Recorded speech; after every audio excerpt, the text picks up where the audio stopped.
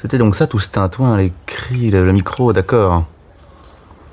À mon avis, vous allez vite vous en lasser. Je ne lui prédis pas un grand avenir.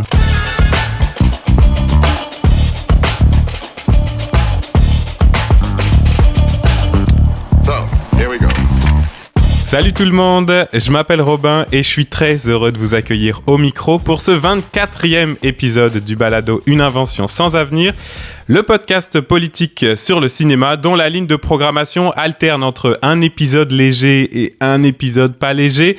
Je vous rappelle donc que l'épisode précédent était consacré au film d'amour. Fait que préparez-vous à un épisode pas léger aujourd'hui. Ouais, c'est un bel euphémisme, bravo. C'est ça. Ouais. Mais du côté de l'équipe, c'est du très lourd avec des chroniqueurs et chroniqueuses tellement cultes que je suis même pas obligé de faire des phrases complètes pour les présenter. Si je vous dis philosophie, peau d'âne et poulpe, vous savez qu'Alice est là. Salut Alice. Salut tout le monde. Ça va Alice? Bah ouais, ça va très bien. Je suis désolé, c'était un peu réducteur, mais en même temps ça marche. Ouais, ça marche. Franchement, ça me gêne pas du tout. Et si je vous dis fantôme, Mediapart et t'en fais pas, tu vas finir par la terminer ta thèse. Et ben vous savez qu'Occitane est là également. Salut Occitane. Salut. Et évidemment, si je vous dis cheveux longs, métal et lutte des classes, c'est que Raph est également avec nous. Salut Raph. Salut. Putain, comment tu fanfaronnes maintenant que toi tu l'as terminé ta thèse? Ouais, ben là je suis un peu dans les limbes. J'ai rendu ma thèse, je soutiens dans pas très très longtemps, fait que je suis bon, je fanfaronne pas trop quand même. Je te dirais que je suis un peu en stress. On va se l'avouer. J'ai un peu peur de vous demander comment vous me résumeriez en 3 mots pour présenter l'émission, mais bah en plus moi t'as parlé de mes cheveux, donc je vais être obligé de te rendre l'appareil et je sais pas si tu veux vraiment, donc. Ouais, bon, d'accord. Calvitie, quelque chose d'autre. Décalage horaire. Ouais, c'est bon. Bon, cette intro, c'était pas pour le seul plaisir de faire une référence au jeu télévisé Pyramide, que beaucoup ont trouvé obscur d'ailleurs. La référence est le jeu Pyramide.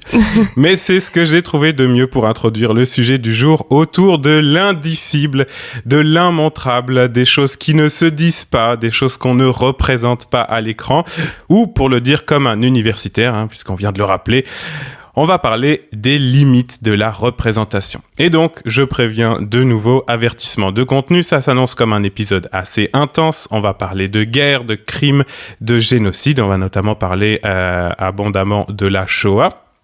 Puisque l'émission d'aujourd'hui est née d'une proposition d'Alice, juste après avoir vu le film de Jonathan Glazer, La Zone d'intérêt. Tu vas nous en reparler, et c'est un peu ça qui a été le centre de gravité de nos recherches et de nos idées pour l'émission d'aujourd'hui. Donc, vous voilà prévenus. Voilà, on est épisode pas léger.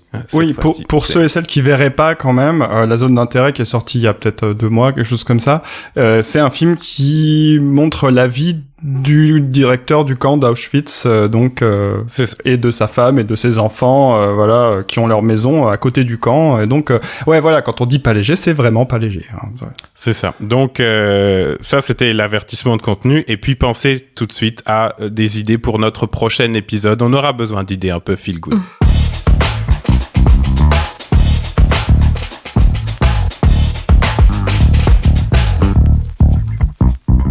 Raph, c'est toi qui vas planter le décor et une fois n'est pas coutume, c'est toi qui vas faire l'historien, Raph, avec une chronique qui revient un peu en arrière sur les questions de représentation de la Shoah en particulier. Et ouais, je vais y revenir parce que c'est un sujet... Bon, il y a beaucoup de débats en fait autour de comment est-ce qu'on doit représenter la Shoah. Et c'est un sujet de réflexion qui est ancien et surtout qui a permis de penser le cinéma, en fait, de dire un petit peu ce qu'il avait le droit de faire, le droit de montrer à plusieurs époques, et du coup, un peu le devoir moral qu'il y a par rapport à la représentation. Et moi, c'est ça, en fait, qui m'intéresse, et j'aimerais bien aussi avoir votre avis, évidemment, là-dessus. C'est pas tellement faire l'histoire des discours et des films, c'est, voilà, qu'est-ce que ça permet de dire à partir de là. Et j'ai fait ça en plusieurs temps. Et le premier temps, c'est le coup de gueule.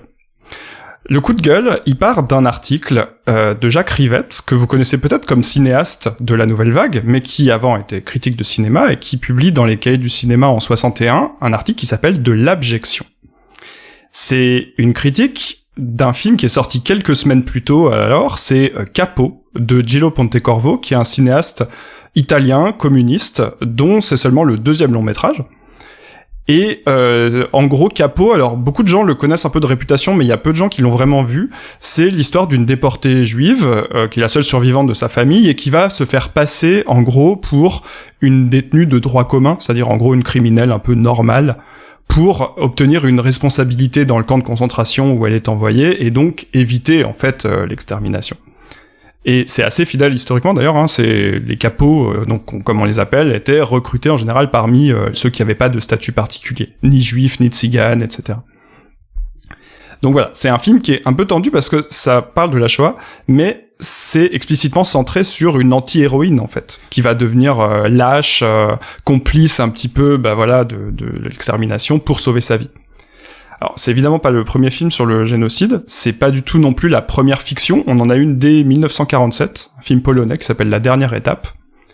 Mais Capot, voilà, c'est pas seulement juste un film sur les camps, si on pourrait dire, c'est un film qui essaye de porter une réflexion un petit peu plus large sur le devoir, le sacrifice, l'instinct de survie, tout ça.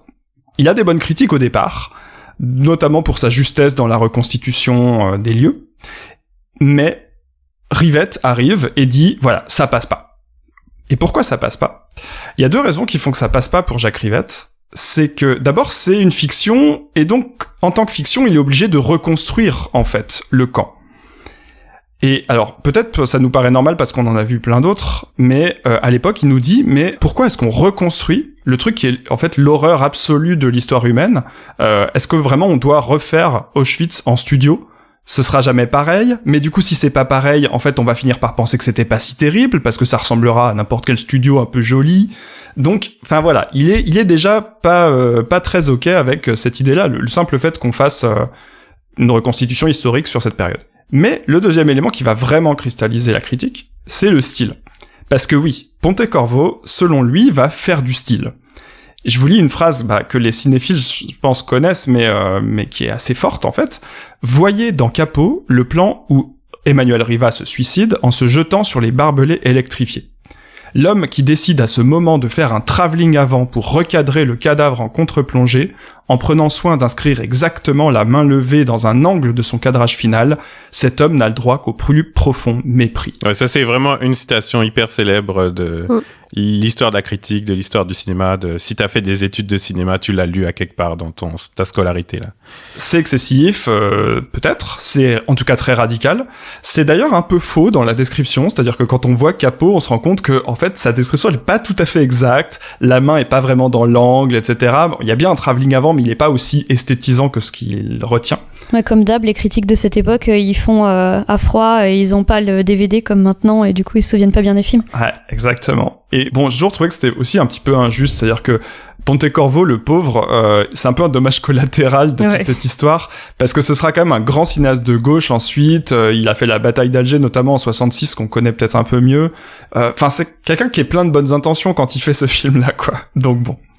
Et j'en ai pris conscience aussi assez récemment, mais c'est aussi pas mal de ce qu'on pourrait appeler du goisplaining de la part de Rivette, c'est-à-dire que en tant que critique non juif, il donne un peu des leçons de morale à un cinéaste juif qui parle de l'histoire juive, quoi. Bon, on peut trouver que c'est pas très respectueux.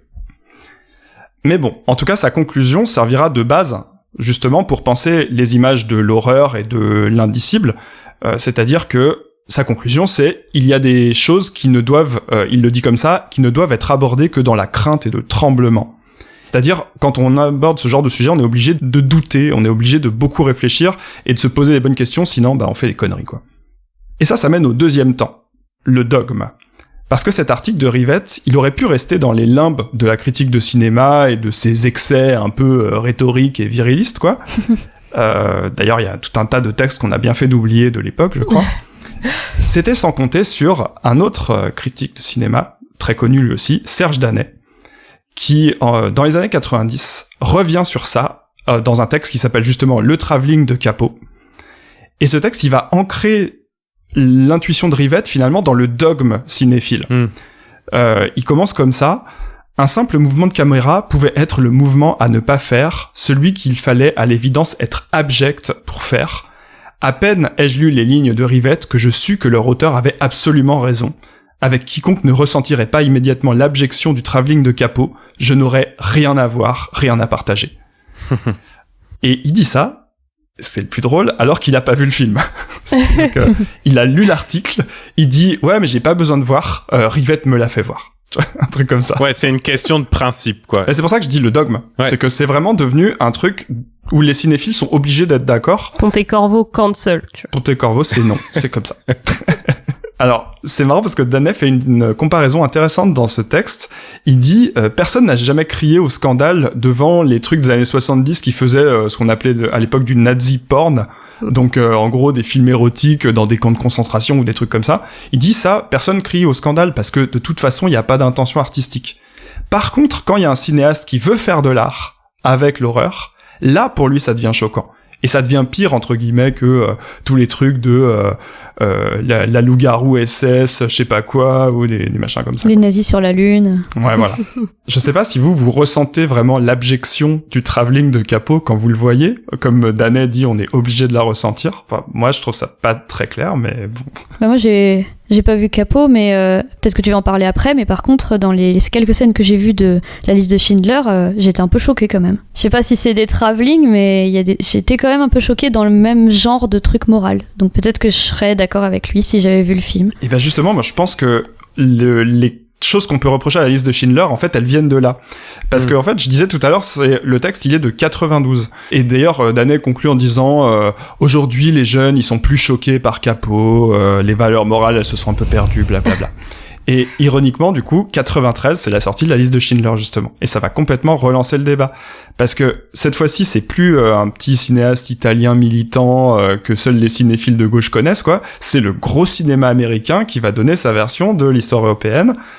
Et alors, même si les fans de Spielberg, ils vont toujours vous trouver un truc pour dire oui, mais c'est du Spielberg intime, c'est le moment où il assume pleinement ses origines juives, etc. Ça reste quand même du gros Spielberg, qui à l'époque est connu pour être un cinéaste un peu tire-larme, quoi. Pas très fin, et voilà. C'est pas grave quand c'est pour raconter des amitiés entre un enfant et un alien un peu limité intellectuellement, mais quand c'est la Shoah, ça pose déjà un peu plus de questions. Ah, toi, tu penses que E.T. c'est une fable sur le sanisme? C'est un peu hors sujet, mais je note pour une prochaine fois. Je disais tout à l'heure, ça fait réapparaître les mêmes critiques, c'est-à-dire que il y a une critique générale. Est-ce que vraiment on avait besoin de reconstruire Auschwitz pour la fiction? Spielberg va prendre la même critique que Pontecorvo à son époque. Et il y a une critique particulière, à savoir, cette fois c'est la forme. Alors c'est plus le travelling, c'est la scène des douches. Si vous avez vu la liste de Schindler, vous savez, j'imagine, de quoi il retourne. C'est-à-dire le moment où, en gros, il va un peu faire du suspense très appuyé avec l'extermination, puisqu'elles arrivent dans un truc avec des douches, etc. Et il joue avec nos nerfs, c'est-à-dire qu'on croit que les femmes arrivent dans une chambre à gaz parce qu'on voit ces douches, et du coup, il joue avec notre ignorance, en fait, parce que dans la réalité, ça s'est pas passé comme ça, c'était pas des douches qui envoyaient le gaz, mais il sait que nous, on va penser ça, et donc on croit qu'il va nous faire assister à l'extermination, et en fait, c'est pas le cas. Et c'est juste de l'eau qui sort.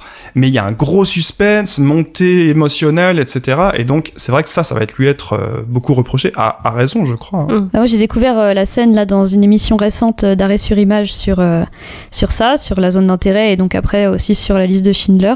Et vraiment... Enfin, j'ai beaucoup réagi. C'est-à-dire que j'ai commencé à regarder la scène et à chaque fois je disais mais quoi, mais il est vraiment en train de faire ça? Mais ça, et quand il y a l'eau qui a coulé, j'étais vraiment choquée. Je me dis mais il se fout de notre gueule. C'est quoi? Il a fait une espèce de je vous ai bien nu. J'étais vraiment choquée. Ouais. Après, j'ai l'impression que quand c'est un effet voulu de suspense avec tout un effet de montage, un effet narratif et tout, c'est pas complètement pareil qu'un travelling isolé de tout un film. Enfin. Dans un cas, j'ai l'impression que la liste de Schindler, ça obéit à des codes hollywoodiens du suspense, etc. Dans un autre cas, c'est une option de cadre, qui est prise dans un film au sens large, quoi. Enfin, je sais pas, j'ai l'impression qu'il y a deux problèmes séparés, mais bon. Tu veux dire que Spielberg, il sait pas faire autre chose de toute façon? Bah oui, enfin parce qu'il est persuadé que on peut enlever l'antisémitisme du corps des gens en leur tapant dessus, comme dans The Fabelmans. Ouais, le mouvement de caméra, c'est peut-être plus comme de la pureté militante ou vraiment une affaire de principe pur de quand même comment est-ce qu'on peut faire de la forme sur ce sujet-là.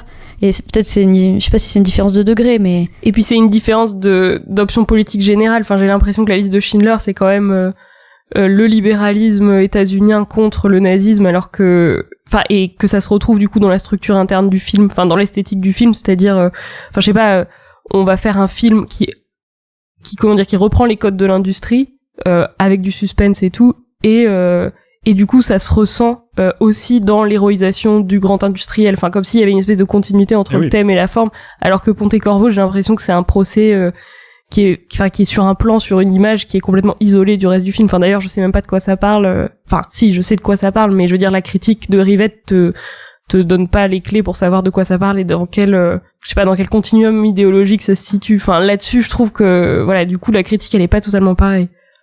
Parmi les opposants de Spielberg à l'époque où il sort son film, alors il y en a pas mal, hein. Il y a Didier Huberman, historien de l'art, il y a Godard, cinéaste, Samprin, écrivain, et surtout Claude Lanzmann, qui en 85 avait réalisé Shoah, donc qui est d'ailleurs le film qui fait qu'on appelle l'extermination des Juifs aujourd'hui de ce titre-là, qui veut dire catastrophe, je crois, en hébreu.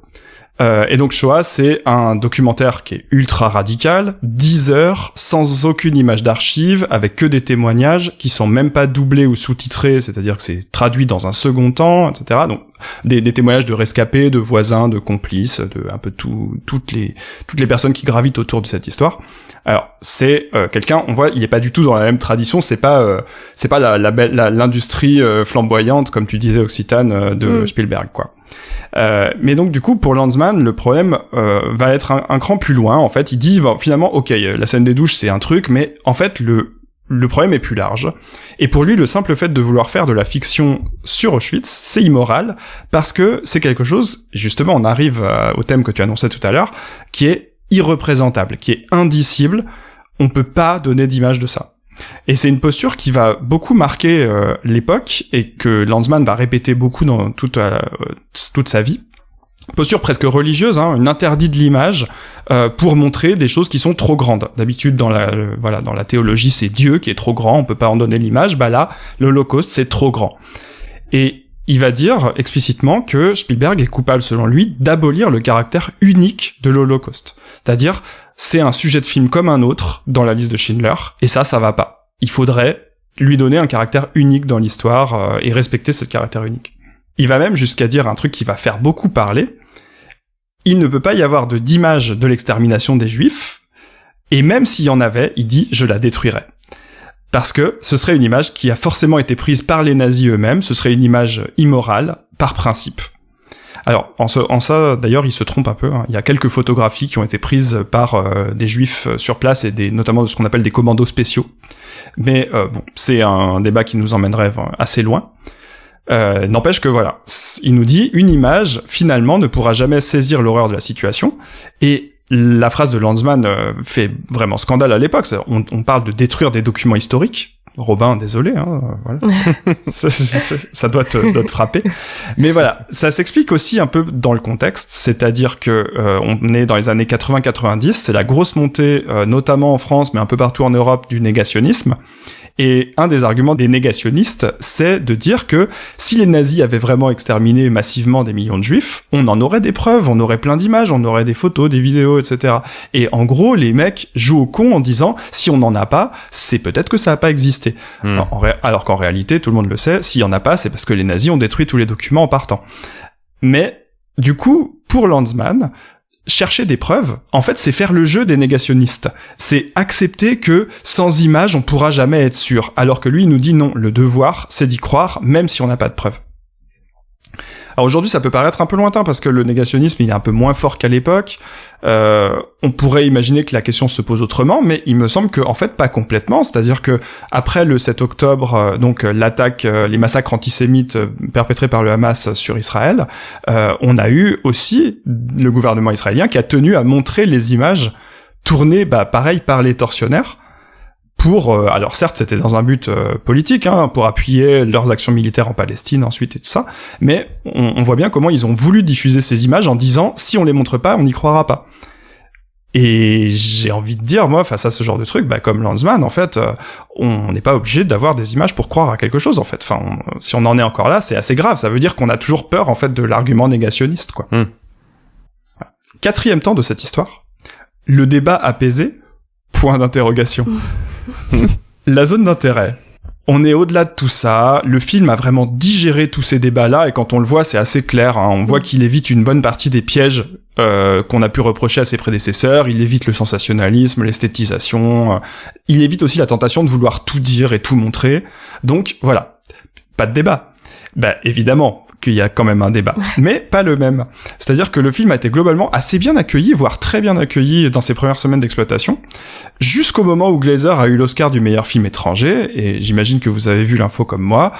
Il fait ce discours devant l'Académie des Oscars en disant « Nous nous tenons ici en tant qu'hommes qui refusent que leur judéité et que l'Holocauste soient détournés pour une occupation qui a causé tant de souffrances pour des innocents, qu'il s'agisse des victimes du 7 octobre en Israël ou des attaques incessantes à Gaza, tout le monde sont des victimes de cette déshumanisation. » Donc, critique de l'instrumentalisation de l'histoire juive, et finalement un message pacifiste assez banal, la guerre c'est mal, les victimes civiles, et évidemment ça passe pas, indignation sur indignation, des tribunes, des choses comme ça. Pas mal de gens, de manière assez hypocrite je crois, lui reprochent d'établir une équivalence entre l'Allemagne nazie et Israël, ce qui en fait il ne fait pas du tout. Il dit pas que c'est pareil, il dit que ça doit pas justifier une occupation violente. Et d'ailleurs, il cite aussi en premier dans son discours les victimes de l'attaque du Hamas, donc c'est bien qu'il n'y a pas de préférence dans les victimes, quoi. Mais voilà, du coup, ça me fait dire un truc, c'est que la tendance actuelle, c'est pas de critiquer les images comme on pouvait le faire de l'époque de Rivette ou de Danet, c'est de critiquer les comparaisons qu'on va faire autour des images et autour des films, des choses qui sont même pas vraiment dans le film, en fait. C'est-à-dire que le nouvel interdit, si on voulait le dire comme ça, c'est pas de représenter, c'est de faire des liens. Ça, c'est assez nouveau. Parce que en 93, Spielberg, il fait explicitement aussi des liens. Il dit que ce qui l'a motivé à faire le film sur Schindler, c'est le massacre et le nettoyage ethnique perpétré par la Serbie sur les populations bosniaques et croates au début des années 90. Et évidemment, c'est pas pareil. Personne dit que c'est pareil. Et personne ne lui dit ça minimise la Shoah de dire des trucs comme ça ou je sais pas quoi. Mais voilà, on voit bien que Glazer fait la même chose et qu'aujourd'hui, est-ce qu'on peut plus rien dire ? Peut-être. Non, en tout cas, il y a une méfiance beaucoup plus grande et aussi une méfiance un peu paralysante, quoi, sur tout ce qui pourrait s'apparenter de près ou de loin à une comparaison. Ouais. Alors, bien sûr, on pourrait dire, c'est pas pareil, c'est comparable. C'est-à-dire que quand on compare deux éléments, en général, il y a plein de points communs, puis il y a des différences. Les différences sont aussi importantes, quoi. Mais voilà. Ça m'amène à une conclusion, qui est que, pour moi, ce qui me choque le plus, c'est ça. Dans les débats actuels, ce qui me fait le plus réfléchir, c'est comment est-ce qu'on en est passé à de parler des films, on en est passé à parler de ce qu'il n'y a pas dans les films et des éventuels liens ou développements qu'on pourrait faire à partir de là. Et pour conclure, j'ai envie de rappeler une autre réaction qui a eu lieu au début des années 60 à la sortie de Capot, dont on parle beaucoup moins que celle de Rivette, peut-être parce qu'elle émane d'une femme, mais qui est beaucoup plus intéressante, je trouve, c'est la réaction des anciennes déportées du camp de Ravensbrück. Et une en particulier d'entre elles écrit l'amicale de Ravensbrück, qui regroupe des femmes de toutes tendances, rescapées de ce camp, est résolument contre la projection de Capot s'il n'est pas au préalable largement commenté. Nous ne voulons pas que se crée dans l'esprit du public non averti une analogie quelconque entre les gens qui ont donné leur vie pour leur pays et les gens qui ont acheté leur vie à n'importe quel prix. Parce que c'est vrai que le film présente un peu le personnage de la mauvaise déportée, quoi. Et donc elles nous disent, attention, c'est pas toutes les déportées. Et au fond, elles posent une vraie question. Le risque de l'amalgame, de la conclusion hâtive, de l'incompréhension. Sauf qu'elles disent pas, le film est nul, ou il faut pas le montrer. Elles disent, si on le montre, il faut le commenter. Il faut en parler. Et est-ce que ce serait pas ça la solution ? Au lieu d'ériger des dogmes et des interdits, accepter que les sujets sont compliqués et que il faut les accompagner et parler davantage des films, un petit peu comme ce qu'on est en train de faire en fait. Enfin, j'espère. Ouais, c'est exactement ce que j'étais en train de penser. Ouais, c'est un bon panorama là justement pour commencer à penser la question panorama historique.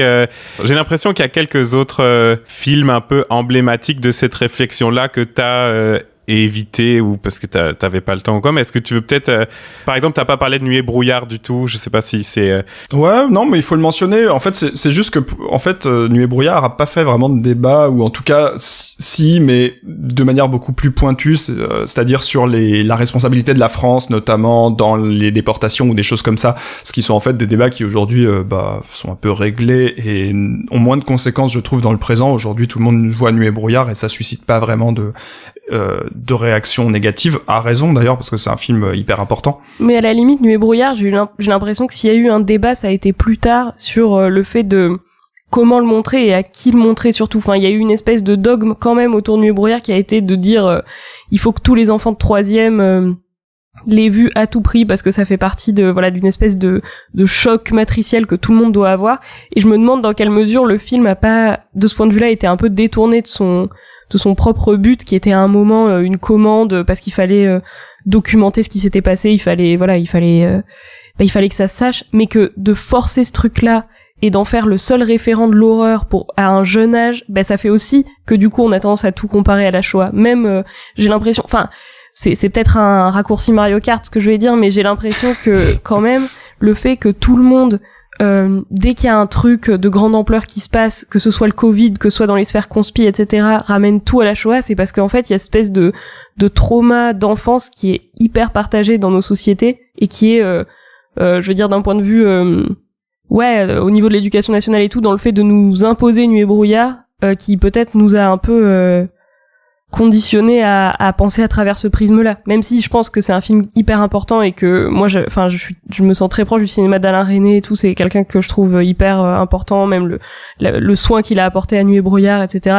est vraiment unique en son genre. Mais pour autant, la façon de l'imprimer sur des cassettes et de l'envoyer dans tous les collèges de France, je suis pas sûre que ça soit la bonne manière de recevoir ce film et même de recevoir cette mémoire-là, quoi. Est-ce que c'est pas un peu pour des mauvaises raisons, entre guillemets, c'est-à-dire que c'est juste que Shoah, ça dure 10 heures et que Nuit et brouillard, ça dure une demi-heure et que c'est facile à projeter aussi, quoi. Enfin, ça permet d'avoir un document facile à montrer pour ensuite pouvoir en parler, mais du coup, c'est vrai qu'il y a, tout le monde n'a vu que ça, quoi. Et il y a un peu, ça centralise trop. Rivette, il en a pensé quoi de Nuit et brouillard ? Mais je crois que Rivette a aucun problème avec Nuit et brouillard, mais Nuit et brouillard est un documentaire, donc c'est vrai que sa critique, qui est la critique de la forme et de la fiction, finalement, elle prend pas du tout sur un objet comme celui-ci. Mais il y a pas de mouvement de caméra, il y a pas d'esthétisation du tout. Moi, je l'ai vu au lycée, je m'en souviens pas hyper bien, mais il y a des travelling. Ça, pour le coup, chez Resnais, il y a tout le temps des travelling. Enfin, surtout dans les situations de catastrophe. Enfin, il y a les travelling dans l'hôpital à Hiroshima, il y a le travelling au début de Nuit et brouillard dans les ruines d'Auschwitz. Ouais, c'est ce qui me semblait, ouais. Je pense que ce que dit Rivette, en fait, c'est pas que le travelling en soi est immoral sur un sujet grave, c'est que pour lui, il y a le travelling, ce travelling en particulier, c'est un travelling qui est juste pour la beauté. Et on devrait pas faire de la beauté avec une femme qui se suicide dans un camp de concentration, en gros. Oui. Ce qu'on peut discuter, d'ailleurs, mais pour lui, c'est ça. Alors que c'est vrai que chez Resnais, les travelling, ça matérialise toujours son regard à lui sur les choses, ou le regard qu'on pourrait porter sur les choses, etc. Et donc, du coup, c'est un truc beaucoup plus réflexif aussi, un peu intellectualisant, qui prend pas du tout sur le genre de critique que fait Rivette, quoi. Oui, d'ailleurs, s'il faut reformuler de manière un peu esthétique, le problème de Rivette, c'est pas tant le travelling que le recadrage et le gros plan qu'amène le travelling, d'aller chercher un gros plan sur la main pour créer une métonymie dramatique, un effet de symbole à ce moment-là, et un effet de drame au niveau narratif qui lui déplaît. C'est pas le travelling, c'est le recadrage, en fait, son problème. Ouais, c'est ça. Justement, toi qui es assez godardien, Raph, t'as pas parlé de Godard et des travelling et de la morale, tout ça. Ah non, parce que, alors c'est vrai que dans Rivette, dans l'article de Rivette, il y a tout un truc sur, il s'appuie sur la formule de Godard, sur les travelling et tout ça. Moi, j'ai jamais compris ce qu'elle voulait dire de toute façon, et je pense que ça, c'est vraiment des débats qui sont cantonnés au début des années 60 aussi, est-ce que finalement la morale d'un film, elle est dans son contenu ou elle est dans la manière dont on va filmer, et les cahiers à ce moment-là essayent de jouer la carte de la forme et des travelling et du montage, etc., contre le fait de faire des films eux-mêmes engagés, qui est plutôt défendu par les critiques de Positif notamment, et d'autres revues un peu plus à gauche. Et donc voilà, je trouve que c'est des débats qui ont vraiment beaucoup vieilli, alors que finalement cet unique article de Rivette dont on parle souvent dans un point de vue vraiment très historique, voilà ce qui a été dit à l'époque, etc., en fait il a encore des conséquences aujourd'hui, et moi c'est ça que je trouve un peu fou. Ouais. Mais par ailleurs, si tu veux tout savoir, Godard a aussi son petit rôle dans l'histoire, notamment à la sortie de la liste de Schindler, puisque à ce moment-là, lui, il prépare son grand œuvre qui est les histoires du cinéma, avec le S entre parenthèses. Et du coup, il revient beaucoup sur la Shoah à ce moment-là dans ces films-là. Et une de ses conclusions, c'est de dire le cinéma tout entier a manqué à sa mission à ce moment-là de filmer les camps. Et s'il l'avait vraiment fait, on n'aurait pas eu Spielberg qui reconstruit Auschwitz dans un studio, quoi, un truc comme ça. Bon, là aussi, c'est des trucs qui sont assez dogmatiques et qu'on peut tout à fait discuter. Mais voilà, il y a plein de développements si vous voulez aller creuser là-dedans.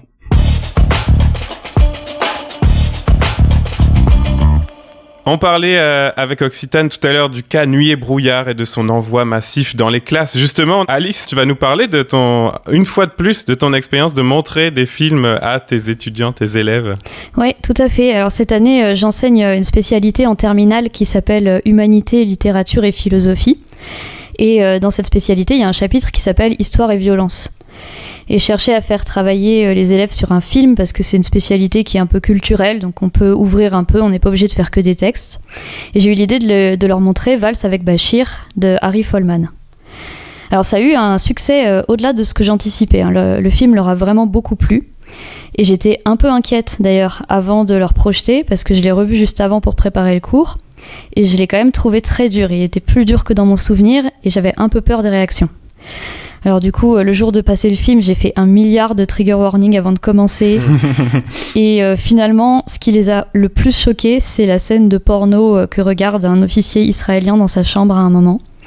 Alors je vais dire après, mais c'est du dessin, hein, c'est pas du porno. Enfin, j'avais prévenu, je me doutais quand même que ça allait être ça. J'étais au fond de la salle, j'étais en train de me noyer dans mon malaise.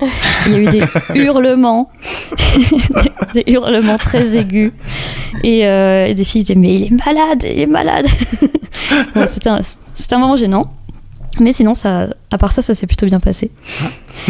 Alors, je présente un peu le film pour celles et ceux qui l'auraient pas vu. C'est particulier, c'est un documentaire d'animation autobiographique qui est sorti en 2008, donc d'Harry Folman, qui est un réalisateur israélien. Et ce documentaire retrace les années de service militaire du réalisateur, qui a été mobilisé en 82 dans le cadre de la guerre civile du Liban. C'est une guerre super complexe, avec des conflits entre des communautés chrétiennes, chiites, sunnites, et aussi plusieurs interventions étrangères, notamment la Syrie et Israël.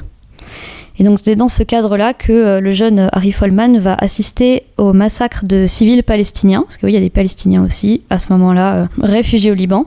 Et ces massacres vont être perpétrés par des milices chrétiennes, qu'on appelle les phalangistes, et couverts par l'armée israélienne qui est au courant et qui ferme les yeux. Donc voilà, c'est ça le sujet du film. Le choix de l'animation, il est vraiment intéressant parce qu'il atténue un peu la violence des événements. Il s'agit quand même d'un massacre affreux, tout en permettant de manière un peu méta de lancer une réflexion sur la représentation. Alors à la toute fin du documentaire, il y a tout de même des images d'archives qui sont assez gore et qui rappellent abruptement que tout ça est réel. Et c'est vraiment de ça aussi que j'étais inquiète. Je leur avais dit avant de lancer le film, je vais mettre en pause juste avant, vous avez le droit de fermer les yeux, c'est pas très long, ça dure 5 minutes, etc. Et personne n'a fermé les yeux. Les élèves à la fin, elles m'ont dit qu'elles voyaient tout le temps 10 fois pire sur les réseaux sociaux. Voilà. En fait, on se rend pas compte de ce que regardent les ados en continu, en fait. Et puis je me disais aussi que c'était pas mal dans le contexte géopolitique actuel de faire étudier ça aux élèves. Et elles étaient d'ailleurs assez étonnées de voir qu'un réalisateur israélien ait pu faire un tel film, parce qu'il est assez critique quand même sur le rôle de son pays dans le conflit, même si c'est un positionnement subtil. Alors de manière parallèle à ce travail avec les élèves, j'ai vu La Zone d'intérêt de Jonathan Glazer qui sortait au cinéma à ce moment-là. Et le visionnage très proche dans le temps des deux films, ainsi que la préparation du chapitre sur histoire et violence, ça a vraiment nourri chez moi une réflexion sur la question de la représentation. Alors je vais faire un petit topo philosophique. Représenter dans la tradition philosophique, c'est présenter à nouveau, représenter. Donc c'est produire une image de la réalité qui est potentiellement dégradée parce que c'est une copie. Donc tout ça, c'est des trucs un peu platoniciens. Et dans le cas de la représentation de l'histoire, c'est produire une image de quelque chose qui n'existe plus. Donc ça rajoute de la complexité. Et ce qui rajoute encore de la complexité, c'est si l'événement qu'on représente, il est violent. Parce qu'on ajoute en plus une problématique morale de ce qu'on doit représenter, ce dont a parlé Raph tout à l'heure. Et je trouve que dans Valse avec Bachir et dans La Zone d'intérêt, il y a des idées esthétiques qui sont soit similaires, soit qui rentrent en résonance et qui m'ont pas mal marqué. La première chose sur laquelle j'ai été assez attentive et qui m'a beaucoup marqué, c'est le son, le travail sur le son. Quiconque a vu ces films ou un de ces 2 films a dû être marqué par ça. D'ailleurs, La Zone d'intérêt a obtenu l'Oscar du meilleur son, entre autres. Alors on a lu beaucoup de choses, notamment sur la manière dont Johnny Byrne, le sound designer de La Zone d'intérêt, a parcouru l'Europe pour enregistrer des cris dans des foules, dans des concerts, dans des manifestations, pour les mixer ensemble, pour les retravailler, et justement pour éviter de devoir reproduire une représentation enregistrée en studio de cris de personnes déportées dans le camp d'Auschwitz. Donc on voit quand même que le film il est hyper empreint de tous les débats dont a parlé Raph. C'est-à-dire que là, c'était pas reconstruire Auschwitz, c'était reconstruire les cris. Oui, c'est-à-dire que pour nous, c'est des cris de déportés, mais c'est juste dans notre tête. En fait, ça n'a jamais été des cris ne serait-ce que de souffrance ou de peur, quoi. De simulation de souffrance. Ouais, et ce qui marque super profondément dans le film de Glazer, c'est aussi le vrombissement permanent qu'il y a en arrière-plan de toutes les scènes en extérieur, comme si on était à côté d'une usine. Voilà, on peut imaginer que c'est les bruits des fours, enfin on sait pas exactement, mais c'est assez présent. Et puis aussi les coups de feu, les aboiements des chiens, les cris des prisonniers. Et ces éléments-là, les coups de feu, les cris, ils sont aussi présents dans le film de Folman, qui débute d'ailleurs par une scène où il y a des chiens errants enragés qui courent dans les rues en hurlant. Et je trouve que le son dans le film de Folman, il est très travaillé aussi. Et le mixage, il fait beaucoup ressortir les bruits et la musique par rapport au dialogue. Et d'ailleurs, Folman, il a fait un travail assez intéressant sur la musique, puisqu'il a juxtaposé des chansons de rock ou de new wave à des scènes de combat ou des scènes de transport de troupes dans une esthétique un peu de clip. Et ça, les élèves m'ont dit qu'elles ont trouvé ça hyper dérangeant. Et je trouve que c'est la preuve que ça marche, quoi, qu'il y a un truc qui a fonctionné dans le film.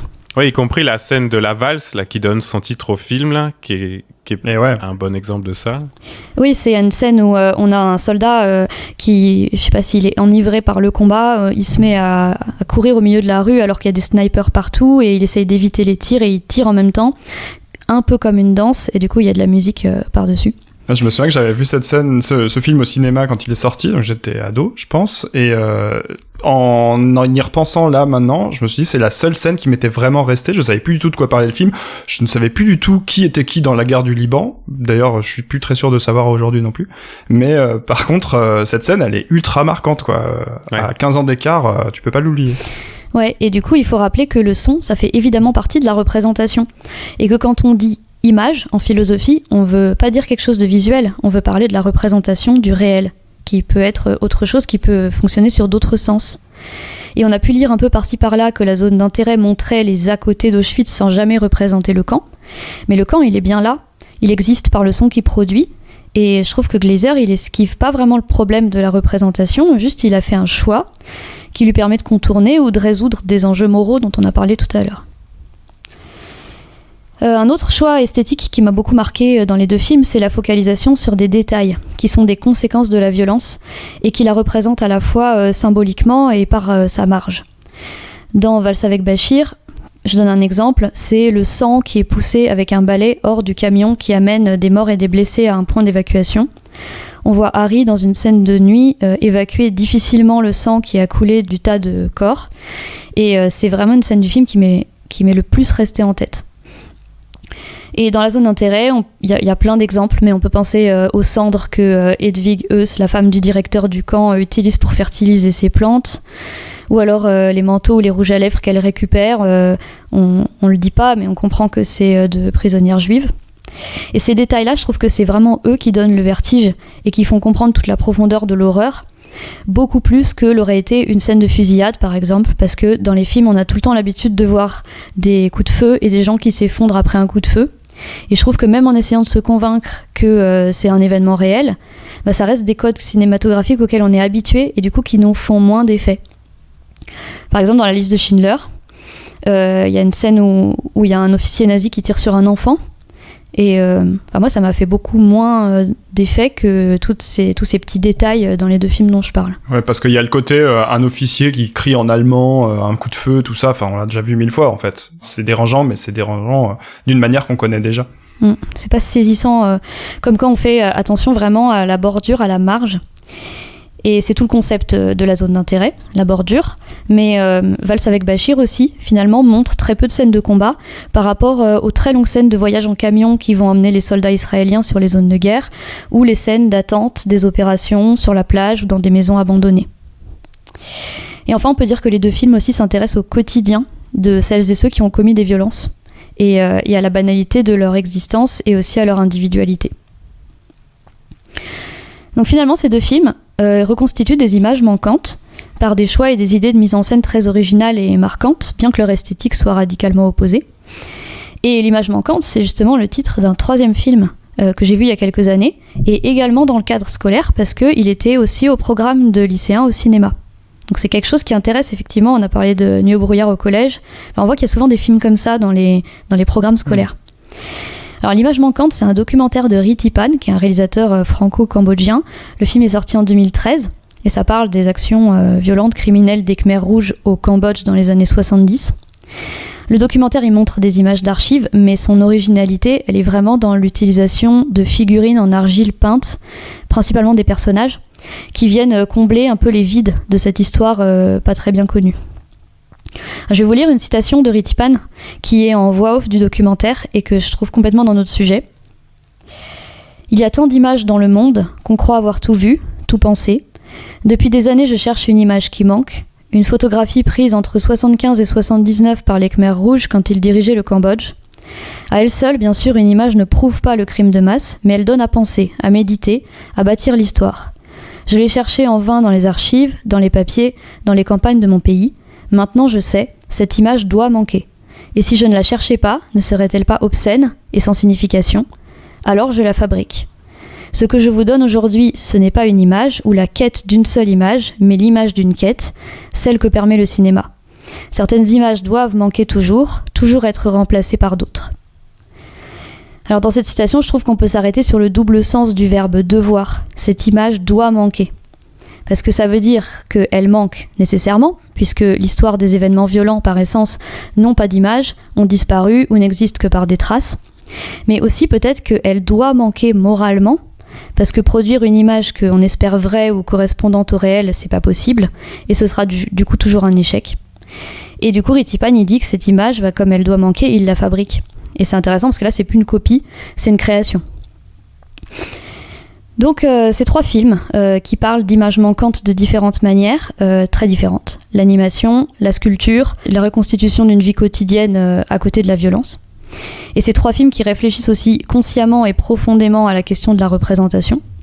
Et puis c'est surtout trois films vraiment excellents que je vous conseille. Merci Alice. La citation que tu as choisie en fin de sa chronique, c'est presque une citation ou une référence ou une réponse à Claude Lanzmann. Là. Raph nous rappelait tout à l'heure cette histoire de si cette image existe, il vaudrait mieux pas qu'elle existe, quoi. Est-ce que tu sais si Ritipan a fait le lien entre les films qui évoquent la Shoah et puis son film à lui, ou c'est nous qui faisons ce lien là maintenant?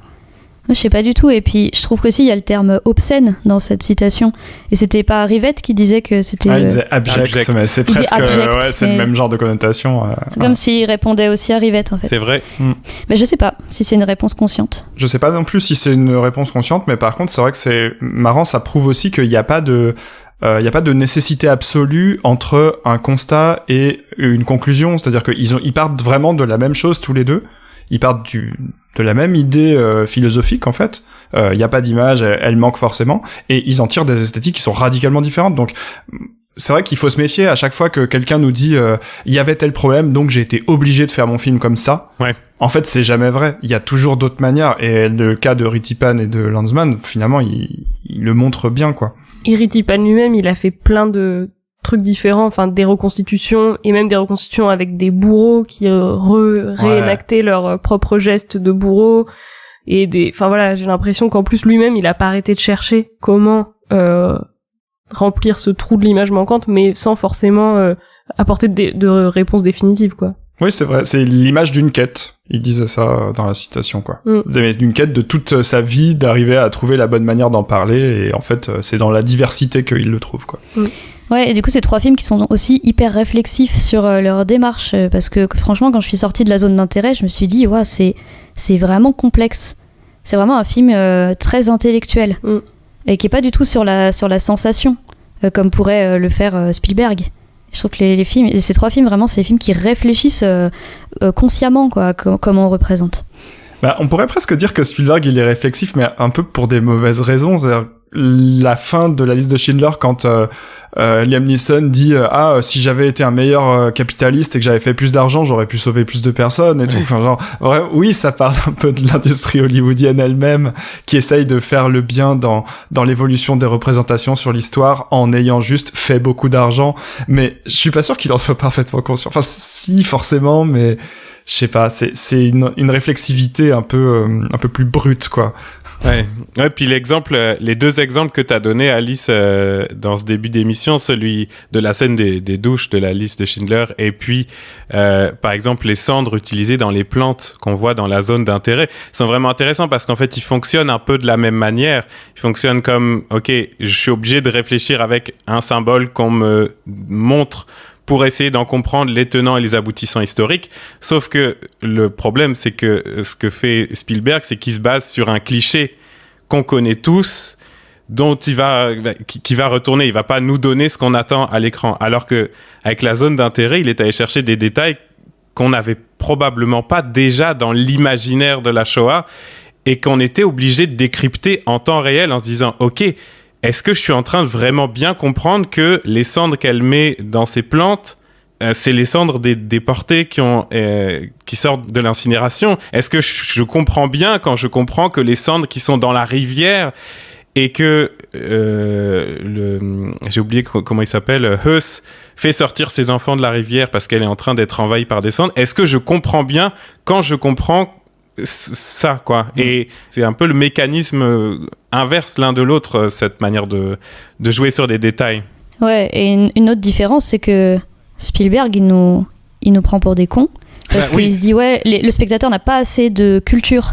Il sait pas que ça ressemble pas à ça, des douches de gaz, alors que Glazer, il nous fait confiance parce qu'il c'est pas du tout surexplicatif. Il nous montre des trucs, il nous laisse avec ça, démerde-toi. Alors que c'est vrai, quand s'il fait sortir ses enfants de la rivière, on comprend pas tout de suite qu'est-ce qui se passe. Et il nous explique rien. Et je trouve que c'est beaucoup plus agréable d'avoir l'impression qu'on nous fait confiance comme ça. Ouais. Mais c'est vrai que peut-être pour les auditeuristes qui l'auraient pas vu, c'est un film où il faut être assez concentré quand même. La zone d'intérêt. Ça dure qu'1h30, mais c'est 1h30 où tu passes ton temps à te poser plein de questions de qu'est-ce qu'on est en train de voir, en fait. Et pour reboucler avec le truc pédagogique, un film que je suis pas sûre que je pourrais passer à mes élèves, que je trouve trop complexe et justement tellement pas explicatif qu'il est pour moi pas à visée pédagogique, ou alors il faudrait vraiment énormément préparer la séance en amont. C'est quand même un film qui s'adresse à des personnes qui savent quand même très bien ce que c'est que la Shoah. Mais j'ai l'impression que ça repose plus sur le fait de prendre conscience lentement. Enfin, d'ailleurs, tout va très lentement dans justement les prises de conscience. On a le temps de regarder l'image qui peut-être peut ne rien vouloir dire, mais enfin, si on la regardait hors du contexte ou quoi que ce soit. Enfin, genre par exemple, j'avais beaucoup vu passer sur les réseaux sociaux ce plan où on voit Sandra Hüller qui essaye un manteau. Et moi, hors contexte, on se dit oui, c'est un manteau de fourrure sans doute qui désigne une certaine classe sociale ou quoi. Mais en fait, c'est dans l'économie générale du film où d'un coup t'as la réalisation qui monte et l'horreur elle monte en même temps que la réalisation. Enfin, et alors que j'ai l'impression que oui, dans la liste de Schindler ou dans d'autres films comme ça, c'est l'horreur qui t'est imposée et que voilà, c'est pas une espèce de travail intérieur ou de montée comme ça intérieure de l'horreur qui se passe, quoi.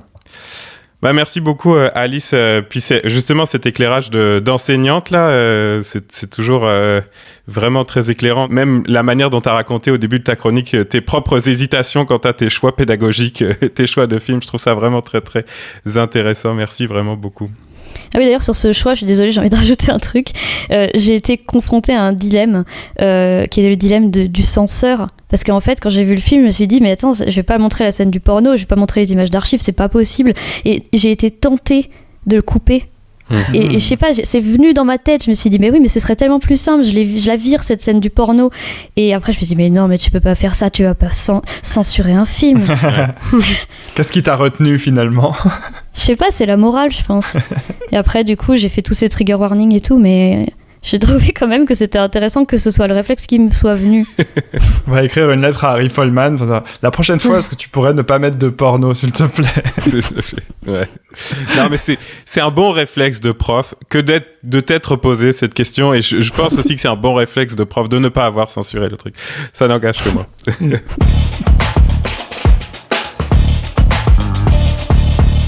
On arrive au milieu de l'émission et comme d'habitude, c'est le moment du jeu. Et pour tout vous dire, je ne sais pas à quoi on va jouer parce qu'en préparant l'émission, on parlait avec Raph, je disais mais on a quand même une émission vraiment très très compliquée, vraiment intense au niveau du sujet. J'ai vraiment pas d'idée de jeu. Raph m'a dit t'inquiète, j'ai une idée. Fait que je sais pas où on s'en va, Raph, mais je te fais 100% confiance. À toi. Tu dois t'imaginer un truc de fou du coup. Alors qu'en fait non, c'est vrai, ça va être très banal. Ce jeu, c'est le jeu de... Vous savez qui c'est aussi qui aimait bien le cinéma? Adolf Hitler. Ok. On en parle souvent d'ailleurs. On en parle souvent. Il aimait beaucoup. Ouais. Mais c'est pas vraiment le point principal. En tout cas, c'est un jeu assez banal en fait. Je vous donne une critique de cinéma parue dans une revue ou sur un site internet. Et vous devez retrouver le film dont il est question. Mais la petite subtilité, c'est que ce ne sont que des critiques où il y a ce qu'on pourrait appeler des points Godwin, c'est-à-dire où on compare à Hitler un film qui en fait n'a rien à voir avec les nazis. D'accord. Voilà. Et c'est une très très bonne idée de jeu. Je valide à 100%. J'espère que c'est pas trop trash par contre. Je sais pas. Bon, au moins vous êtes prévenus. Si vous décidez d'écouter ce segment, il y a des gens qui comparent des trucs avec des nazis alors que ça a pas de sens. Voilà. Vous le saurez. C'est bon. Je vous en donne un que peut-être vous connaissez. Pour commencer, vous allez comprendre. Ce film est nazi jusqu'à la moelle, spirituellement nazi, psychologiquement nazi, il sort tout droit de l'imaginaire nazi et se déroule dans un univers nazi. Spoiler alert, pas du tout. Les visages sont si similaires dans le casting, et ça joue tellement mal qu'il faudrait mettre des guillemets ici. Casper Van Dien, Nina Meyer, Denise Richards, Neil Patrick Harris ont ceci en commun, ils se ressemblent tous. Qu'est-ce qui s'est passé? Ça renvoie exactement à la folie de Hitler, réduire le patrimoine génétique collectif jusqu'à une forme de purification. Il ne reste que du stock de gènes ariens dans ce film. Starship Trooper. Ouais, c'est ça. C'est ça. Ah, le film le plus mal compris de l'histoire. C'est le critique Stephen Hunter dans le Washington Post à la sortie du film en 97. C'est terrible, hein, quand même. Bon, évidemment, c'est un jeu de rapidité, hein. Vous avez le droit de gueuler le résultat si vous le connaissez. Non, mais on aime bien aussi entendre jusqu'à la fin quand même. Bah ouais. C'est tentant de pas t'interrompre. Alors, trigger warning, la prochaine critique contient du subjonctif imparfait. Ok. Plût au ciel que le film releva de la pornographie pure et simple. J'ai vu pour la circonstance d'autres films porno, je dois dire qu'aucun ne m'a paru aussi nauséabond que celui-ci. Un film authentiquement nazi. Il n'y a pas assez d'indices, comment on peut savoir? Indice avec une autre critique. Film d'obsédés sexuels, décharge publique. Encore une histoire de jeunes brigands. Le nouveau cinéma ne serait-il pas capable de varier les sujets? Ah, Pasolini, un truc comme ça, non? Porcherie. Alors, on est à peu près dans cette époque-là. Non, un peu plus récent. Ah, c'est un ok. film de 74. Les Valseuses. Oui, c'est ça. Ah oui. Pourtant, je hais ce film, mais... Et ouais. Jean de Marquis qui a dit c'est un film authentiquement nazi. Je sais pas pourquoi. Il y a Faut ça. doser, quand même. Réécouter la critique d'Alice sur Les Valseuses a été beaucoup mieux. La prochaine, c'est une critique donnée par le cinéaste lui-même, une explication. C'est un personnage complexe qui m'intéresse. Je le compare à Alexandre le Grand, Adolf Hitler, Staline. Il a des casseroles au cul, oui, mais il avait en même temps ce courage remarquable, cette manière de dominer, d'aller au bout de ce qu'il commençait. Il était extraordinaire. Napoléon? Oui, joli. Ah, j'en étais sûre. C'est Ridley Scott qui parle de Napoléon. Ok. Ah, j'allais dire Lars von Trier. J'aimerais savoir quelle était la version originale de cette traduction. Il avait des casseroles au cul parce que je sais pas ce que c'est en très anglais, français. mais c'est ça, ouais. Ouais, j'ai pris un article qui parlait qui avait fait sa propre trad. Ouais, Je l'ai c'est pas fait ça, moi-même. On cherchera. Une critique d'une actrice sur un cinéaste. C'est un cinéaste qui veut être Napoléon, justement. Il veut se créer une réputation de fou furieux. Il veut être Hitler sur le tournage. Et il l'est. C'est un cauchemar de travailler avec lui. Mais quand il n'est plus sur le tournage, j'apprécie davantage sa personnalité. Il est tellement bizarre, désespérément bizarre. Il n'a aucune compétence sociale, c'est attachant. Est-ce que C'est Lars von Trier, là. Non, c'est pas ça. C'est un mec beaucoup moins touchy, normalement. En plus, il s'était pas déguisé en Hitler, Lars von Trier. Si, mais il a C'est pour le ça temps. qu'on l'attend. Ouais. Ouais. Bah, ça ressemblait quand même pas mal à la description. Est-ce que c'est quelqu'un de français? Parce que ça ressemble quand même à la description d'un français. Non, justement, c'est ça qui est fou, c'est un Américain. Ah. Ouais, je pense que vous saurez pas, mais elle m'a fait marrer quand même. C'est Michael Bay. Ok. Non. Oh, Ouais. ouais. Et c'est Megan Fox qui a dit ça de Michael Bay. Et du coup, elle s'est fait virer de Transformers 3 à cause de ça. Oh, wow. Wow. Le prochain. Toutes les personnes qui mettent leur talent et leur énergie dans un film, y compris les acteurs, ont une responsabilité dans les idées qu'ils expriment. Alors non, Jessica Chastain n'aura pas mon vote pour l'Oscar de la meilleure actrice. Si Naissance d'une nation, film profondément raciste, sortait aujourd'hui, est-ce qu'on voterait pour le récompenser?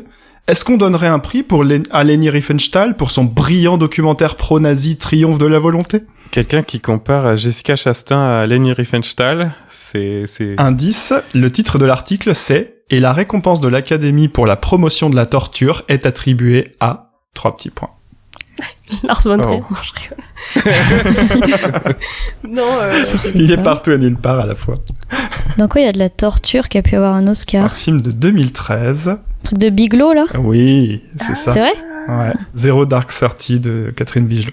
Sur la traque de Ben Laden, et donc... En même temps, c'est pas faux, hein. Ça fait un peu l'apologie de la torture. ça fait un peu l'apologie de la torture, c'est vrai. Esthétique nazie, idéologie fasciste. En sortant du film, j'étais plus révolté que choqué. La violence, bien sûr, est au cœur du film. Considérée comme une thérapie aux insomnies du héros et au mal-être en général, elle devient un moyen d'atteindre l'illumination pour nous réussir à nous débarrasser du monde dans lequel nous vivons, de la société de consommation. Mais elle devient ensuite cruelle et gratuite. Difficile de ne pas faire le rapprochement avec la période nazie. L'exemple du savon fabriqué à partir de graisse humaine fait froid dans le dos si on repense justement aux expériences menées par les nazis. Vous l'avez donc? Fight Club. C'est ouais, Fight bien Club, sûr. mais jusqu'au savon, j'étais sur Drive. Ah. Et c'est qui l'a écrite celle-là? C'est Burdo, là? Alors, Libération précise que c'est une étudiante à Sciences Po Paris, mais il donne pas son nom. Ok, On peut pas aller la stalker ensuite dommage. pour savoir ce qu'elle a fait d'autre. Le cinéaste joue tout le temps avec le feu nazi. Dans son film précédent, le héros est un homme-machine nazi qui va sauver le monde. Dans celui-là, c'est à bien des égards un film nazi. Éloge du surhomme, de Strauss, de Zarathustra, de la technologie, de l'agressivité, de la vision futuriste, célébration des Ariens, Alice, il est pour toi celui-là, je crois. humiliation des Russes, avènement du fœtus mutant aux yeux bleus. Waouh. 2001. Ouais, 2001, c'est de l'espace. Très belle description de 2001. La critique continue. Dieu est mort, Adolf Hitler est son prophète. D'où le film suivant qui célèbre l'ultra-violence, la musique à plein tube et le sexe à outrance. C'est une critique de qui, ça? Ouais, c'était sur Allociné, ça. Ah, C'est juste un commentaire halluciné. ça Ouais, faisait ouais. longtemps qu'on n'était pas allé sur Allociné. Ouais, quand même. Une petite dernière ou pas? Eh oui. Ah bah oui. Je vais vous révéler la vérité choquante que beaucoup refusent d'admettre. Ce film est bien plus qu'une simple saga de science-fiction. C'est un véhicule insidieux pour les idées de Hitler. Dis-moi que c'est Star Wars. Oui, c'est ça. Non. La dichotomie entre le côté lumineux et le côté obscur, où le bien et le mal sont clairement définis, où la lutte pour la liberté est écrasée par le poids oppressant de la tyrannie, n'est-ce pas une glorification perverse de l'autoritarisme et du contrôle social, des valeurs chères aux nazis? Ouais, mais c'est quand même toujours ça la question qu'il se pose. C'est Bah n'est-ce oui. pas une glorification de Bah non, pas forcément. Bah Je veux dire, essaye de comprendre le discours du film pour savoir si c'est une glorification ou pas. Pareil avec Starship Troopers. Ouais, oui, Enfin, c'est ça. Ouais. Alors la prochaine fois que vous plongerez dans cette galaxie lointaine, réfléchissez à 2 fois avant de vous laisser emporter par son charme. Est-ce que vous devinez qui a pu écrire ça? C'est quelqu'un que vous connaissez? Neuf. Simon Rio. Non, ni l'un ni l'autre. Non, je vous ai piégé, c'est quelqu'un que vous connaissez parce que c'est ChatGPT. Celui-là, je lui ai demandé Oh. de parler de Star Wars et des nazis. D'accord. Eh ben, très bonne analyse de la question Pour problématique. une fois, ChatGPT Ouais. s'en sort pas mal. Franchement, il a progressé en style aussi. Hein. Après ce jeu, peut-être est-ce nécessaire à nouveau de rappeler que vous êtes au cœur d'un épisode un peu intense et que on a fait un certain nombre d'avertissements de contenu que je renouvelle puisqu'on va parler avec toi, Occitane, d'un film qui est assez dur et qui est en même temps extrêmement important et intéressant. Tu vas nous parler de No Other Land. Oui. Alors, avant de parler du film, je vais peut-être un peu commencer par le contexte dans lequel j'ai découvert ce film, parce que moi, il y a 10 jours, j'étais au festival Cinéma du Réel avec mes étudiants et mes étudiantes, et on avait un projet, c'était justement un projet de podcast, donc de faire un épisode par jour sur ce qu'on voyait, sur ce qu'on entendait, sur les cinéastes qu'on rencontrait, etc. Et pour celles qui connaîtraient pas le festival Cinéma du Réel, c'est un grand festival dédié au documentaire contemporain et au cinéma d'artistes, alors parfois un peu expérimental, parfois plus du côté du film ethnographique, mais en tout cas voilà, toujours de la non-fiction. C'est un festival qui a lieu chaque année au Centre Pompidou depuis la fin des années 70, et ça fait plusieurs éditions que le festival accueille une sélection parallèle qui s'appelle Front Populaire au pluriel, qui est dédiée au cinéma militant, aux films politiques, soit de patrimoine, soit très contemporain. Et dans cette sélection, cette année, il y avait toutes sortes de films. Par exemple, il y avait Terre-la-Tanou de Cécile Lavessière et Jean-Marie Pernel qui parlait des suites du mouvement des Gilets jaunes à La Réunion. Il y avait le dernier film de Pierre Carl qui s'appelait La guérilla des FARC, ou encore Ce souvenir d'une ville de Jean-Gabriel Perriot, qui était un film d'archives à partir des images du siège de Sarajevo. Et bon, comme vous vous en doutez, il y avait un sujet qui s'imposait cette année et qui même pesait sur le festival cette année. C'est bien sûr la guerre à Gaza et du génocide que les pays occidentaux et la communauté internationale refusent d'empêcher. Et dire cette simple phrase, en fait, dans plusieurs festivals européens depuis octobre, c'était s'exposer à d'interminables shitstorms. Alors, je pense à un feuilleton déplorable qui s'est déroulé lors du Festival international du documentaire d'Amsterdam, qui visait à déterminer si dire du Jourdain à la mer c'était acceptable ou pas, alors que Gaza était sous un tapis de bombes. Je pense aussi aux propos racistes qui ont été tenus par le directeur artistique du festival d'Oberhausen, qui qualifiait la communauté nord-africaine du quartier de Neukölln d'amis du Hamas, juste parce qu'ils étaient nord-africains. Ah oui. Ou bien, peut-être que vous vous souvenez des menaces et des insultes que plusieurs cinéastes ont reçues après avoir porté des kéfiers à la Berlinale. Enfin voilà, une ambiance quand même dans les festivals européens qui était assez pesante et souvent qui se cristallisait sur des symboles finalement assez marginaux par rapport au cœur du problème. Qui est... Oui, ce qui représente bien d'ailleurs l'ambiance pesante dans une bonne partie du reste de la population et des activités d'ailleurs. Hein. Clairement. Juste les festivals sont pas exclus, quoi. Voilà. Et justement, il y avait un peu la question de ce qui allait se passer au réel par rapport à ça, enfin dans ce contexte-là, puisque à Paris, il y a eu par exemple des censures de ciné-clubs pro-palestiniens qui ont pu avoir lieu, etc. Il est loin donc le temps où faire un film militant en Palestine était un passage obligé pour tout cinéaste d'extrême gauche qui se respectait. En tout cas, au Festival Cinéma du Réel, dans la programmation Front Populaire, c'était intéressant parce qu'il y avait au moins 3 films sur la question palestinienne. Il y avait les 54 premières années, manuel abrégé d'occupation militaire d'Avi Mograbi, qui est un film dans lequel le cinéaste incarne un personnage d'instructeur colonial face caméra et qui déverse comme ça des préceptes volontairement inhumains entrecoupés de témoignages de soldats israéliens et d'images d'archives pour parler justement de la colonisation. Donc un film très dur et en même temps très intéressant dans sa forme. Il y avait aussi R21 aka Restoring Solidarity de Mohanad Yacoubi, qui lui en fait travaille sur des archives d'une période qui est hyper méconnue, qui est quand en fait l'armée rouge japonaise venait combattre en Palestine et qui avait pris les armes en Palestine et même commis une série de sabotages. Et voilà, et mes étudiants et étudiantes ont pu discuter avec ces documentaristes-là d'idéologie, de mémoire, de lutte passée et puis aussi du rôle des images. Mais il y a eu un groupe de cinéastes qui était absolument injoignable, qui est le groupe de cinéastes qui a réalisé justement No Other Land, qui nous avait tous et toutes beaucoup marqué. Donc ces cinéastes, c'est Basel Adra, Hamdan Balal, Yuval Abraham et Rachel Zor, et qui est un film qui avait déjà fait beaucoup de bruit à Berlin, et qui, depuis un peu le scandale qu'il a suscité, a vu le groupe des cinéastes un peu passer en mode sous-marin. Alors le film, il se passe à Massafer Yatta, qui est un village palestinien en Cisjordanie, où vivent Basel Adra et ses proches, ou du moins où ils tentent de vivre, puisqu'ils sont en proie au harcèlement quotidien de l'armée israélienne, aux destructions périodiques de leurs maisons, aux coups, aux brimades et même aux meurtres. Et en 2020, Basel Adra et Yuval Abraham, donc il y a un volontaire israélien qui était sur les lieux, commencent à filmer ces crimes, pour les documenter sans doute, pour les diffuser peut-être. En tout cas, on comprend qu'au départ, la finalité de ces images n'est pas complètement décidée. Ce qui est sûr, c'est que le petit groupe qui commence à se former est convaincu d'une chose, que la caméra a un pouvoir, en tout cas, maintenir à distance la violence de l'armée d'occupation, l'endiguer un peu, peut-être, au moins au début. Et à un moment dans le film, il y a une archive de la famille Adra qui survient et qui vient corroborer ce sentiment. Ça se passe dans un voyage en van et les Adra, la famille Adra, croisent des jeeps de l'armée israélienne et les enfants se recroquevillent dans leur siège et ils sont effrayés et le père déclare d'une voix forte, sous l'œil justement du caméscope familial, « Ils ne peuvent rien contre nous, nous avons un pouvoir magique ». Et on comprend que ce pouvoir magique, en fait, c'est cette caméra-là, et que ce pouvoir, Bazel Adra continue de l'utiliser, et l'utilise même abondamment pendant chaque offensive militaire contre son village, parce que le jeune homme n'arrête pas de courir d'un bout à l'autre du théâtre des opérations pendant que tout le monde l'appelle et lui dit « Bazel, viens vite filmer ».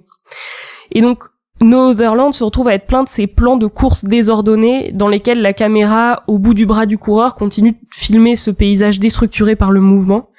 Et puis le soir, Bazel, toujours lui, poste inlassablement ses images, les images de la journée sur les réseaux sociaux. Alors les puits dans lesquels les Israéliens ont coulé du béton, l'école détruite au tractopelle sous les yeux des enfants qui s'y trouvaient quelques instants plus tôt, les insultes, les pleurs. Jusqu'au jour où la caméra de Bazel filme son frère transpercé par une balle. La vidéo est aussi uploadée en ligne, le rush fait aussi partie du film. No Other Land montre la violence qui est faite à ses protagonistes. Le film la regarde en face et choisit sciemment de l'inclure, comme le fait le travail de Bazel Adra en tant que journaliste indépendant. Et c'est ce qui frappe en fait dans ce film, le tabou qu'il brise et la conscience qu'il a de briser un tabou. Dans l'entretien réalisé avec Mohanad Yacoubi par 2 de mes étudiants, donc le réalisateur du film sur l'armée rouge japonaise, il disait « Nous vivons dans un monde issu de la Seconde Guerre mondiale, dans lequel l'Occident refuse de voir que tout a changé et continue à faire comme si on était toujours dans cette après-Seconde Guerre mondiale. » Alors sur le plan géopolitique, je vais pas m'avancer, même si je pense que je suis un peu d'accord avec lui. En tout cas, sur le plan cinématographique, c'est assez indéniable. Et sur le plan de la critique aussi. Je vais expliquer pourquoi. Parce que, en fait, plusieurs des personnes avec qui j'ai vu No Other Land étaient frappées par le mélange cru de violence capté dans les événements, pendant les événements, entre 2020 et 2023, pendant que les exactions étaient commises, et d'autres séquences filmées dans la vie quotidienne de la communauté de ce village-là. D'ailleurs, il y a 2 caméras différentes qui sont utilisées, une petite caméra numérique que le filmeur tient fermement dans sa main pendant les combats, et une caméra type réflexe ou Blackmagic qui est utilisée pour les scènes de vie privée. Dans les scènes, on va dire, privées, personnelles, domestiques, eh bien, ces scènes sont vraiment proprement étalonnées, saisies en faible profondeur de champ et font appel à une forme d'émotion, à une forme d'empathie, davantage qu'à la révolte. Et pendant le film, la différence entre les sujets palestiniens et les sujets israéliens est souvent rappelée.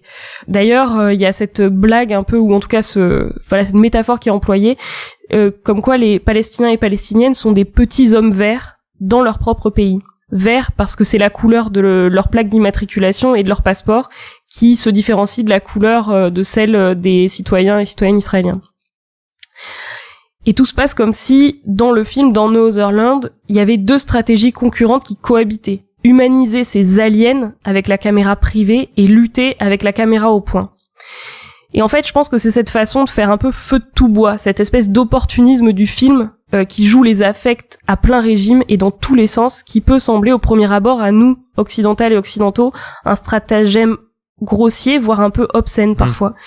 Et j'ai l'impression que le cinéma militant produit dans les années 70 nous a peut-être habitués à une forme soit de romantisme, certes lyrique mais toujours digne, ou à la satire ou au pamphlet, mais toujours avec une distance un peu brechtienne. Enfin, on n'a pas l'habitude de la guérilla émotionnelle, en fait, de l'arme du désespoir et de l'arme de l'urgence. Ah, puis ils nous ont habitués aussi aux films de dispositifs où il y a une forme choisie au départ et on la tient jusqu'au bout, alors que c'est vrai que No Other Land est fait de plein d'influences esthétiques un peu différentes, et c'est ça qui trouble au premier abord.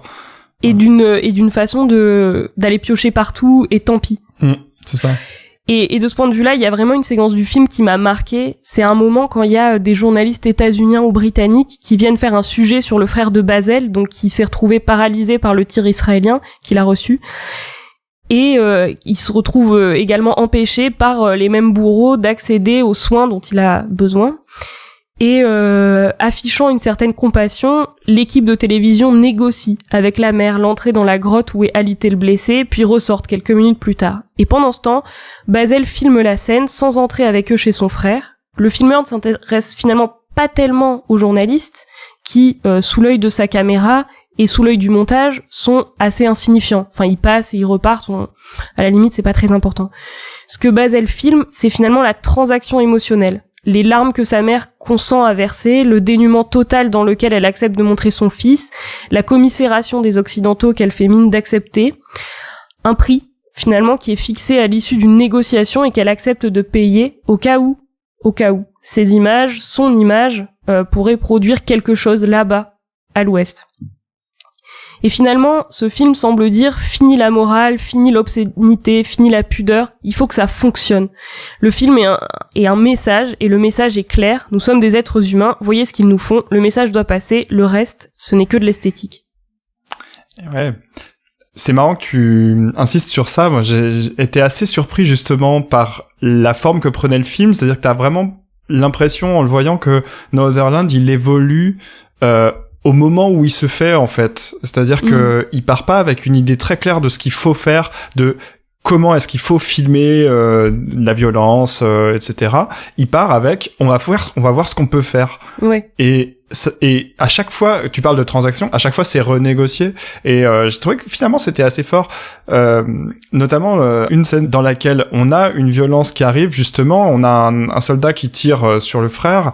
Et à ce moment-là, même, on voit que sa caméra elle commence à déconner et on entend Bazel dire ma caméra marche plus. Et à ce moment-là, hop, il y a une image de téléphone portable qui prend le relais dans le montage immédiatement, sans aucune coupure.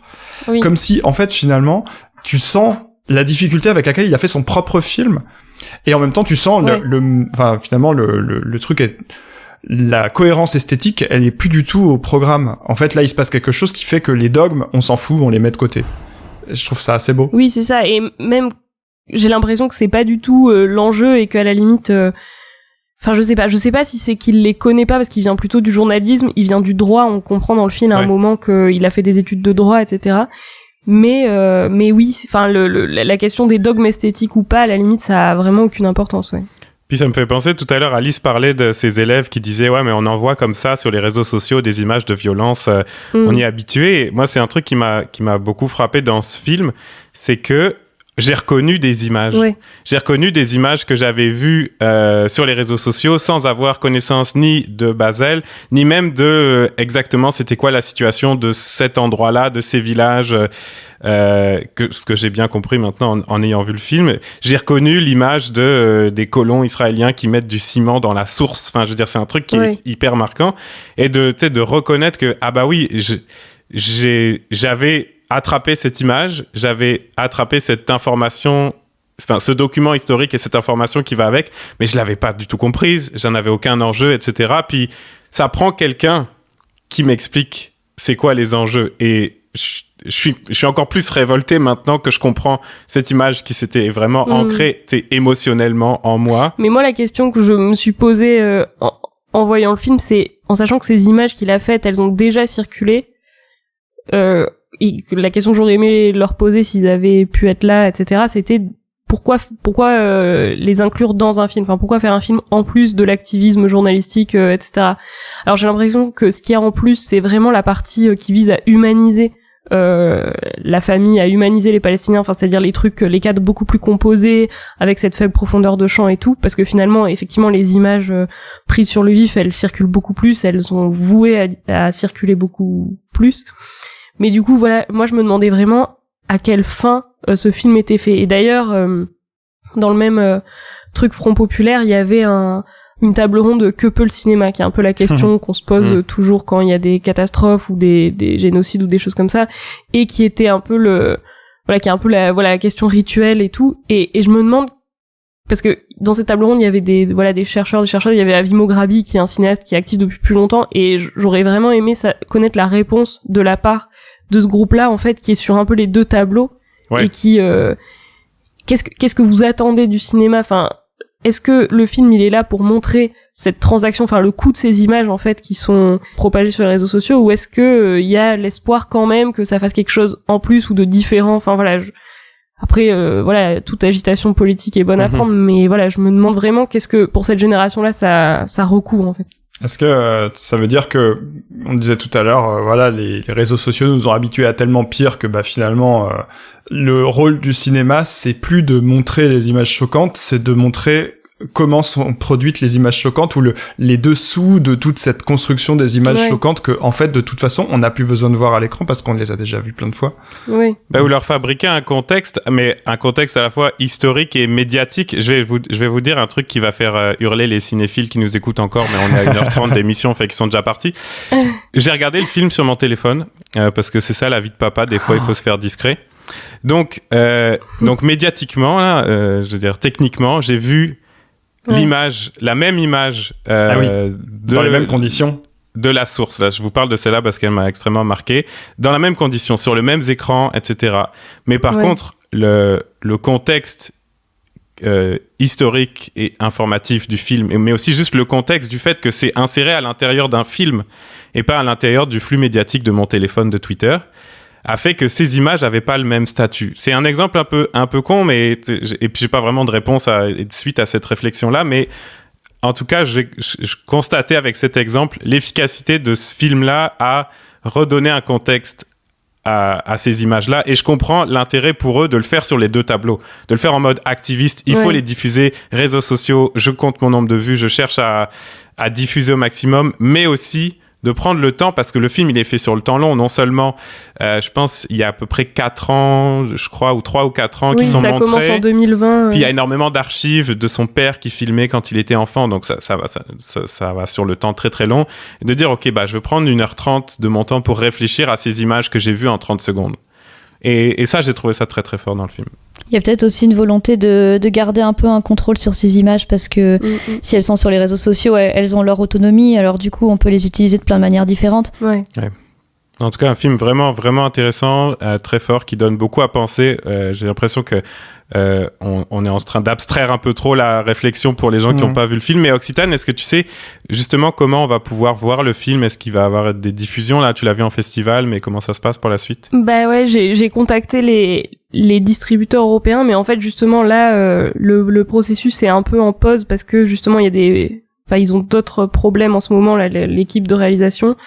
Donc mais il devrait sortir ici en Europe. Donc je ne sais pas quand, mais j'espère très fort qu'il sortira et qu'il pourra être vu, quoi.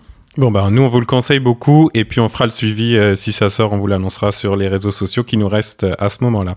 Merci beaucoup, Occitane. C'est moi qui ai la charge aujourd'hui de terminer l'émission. On a décidé de ça parce que potentiellement, j'ai la chronique la plus légère de cette émission, mais bon, vous avez compris que, en comparaison avec ce qui a déjà été dit, c'était pas très difficile. Dans cette chronique, sur notre thème du jour, les limites de la représentation, moi, je voulais vous parler de chansons. Vous le savez, c'est pas très original. Moi, j'aime les chansons, j'aime parler des chansons. Et puis, un truc que j'aime bien aussi, c'est faire l'historien chiant pour vous dire qu'on n'a rien inventé et que les questions que vous vous êtes posées aujourd'hui, on se les pose depuis vraiment super longtemps. Tu m'as laissé faire semblant de faire l'historien, et puis après tu vas être encore plus radical. Exactement, j'ai exactement fait ça très très fourbement.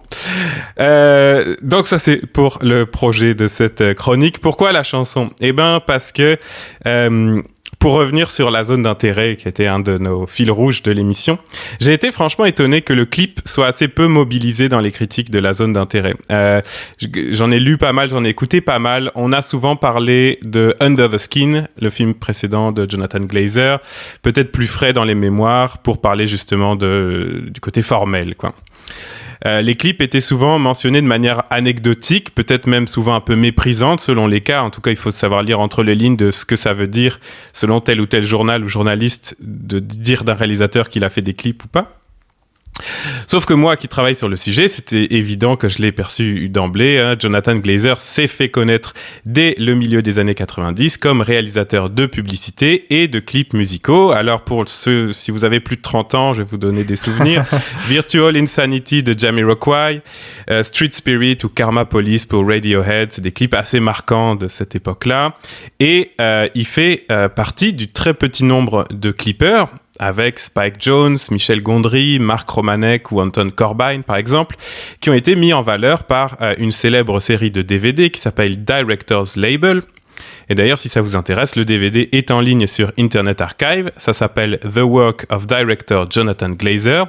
Et vous voyez l'insistance de cette série de DVD dans son titre sur le mot director. Ce sont des réalisateurs, ce sont des cinéastes même.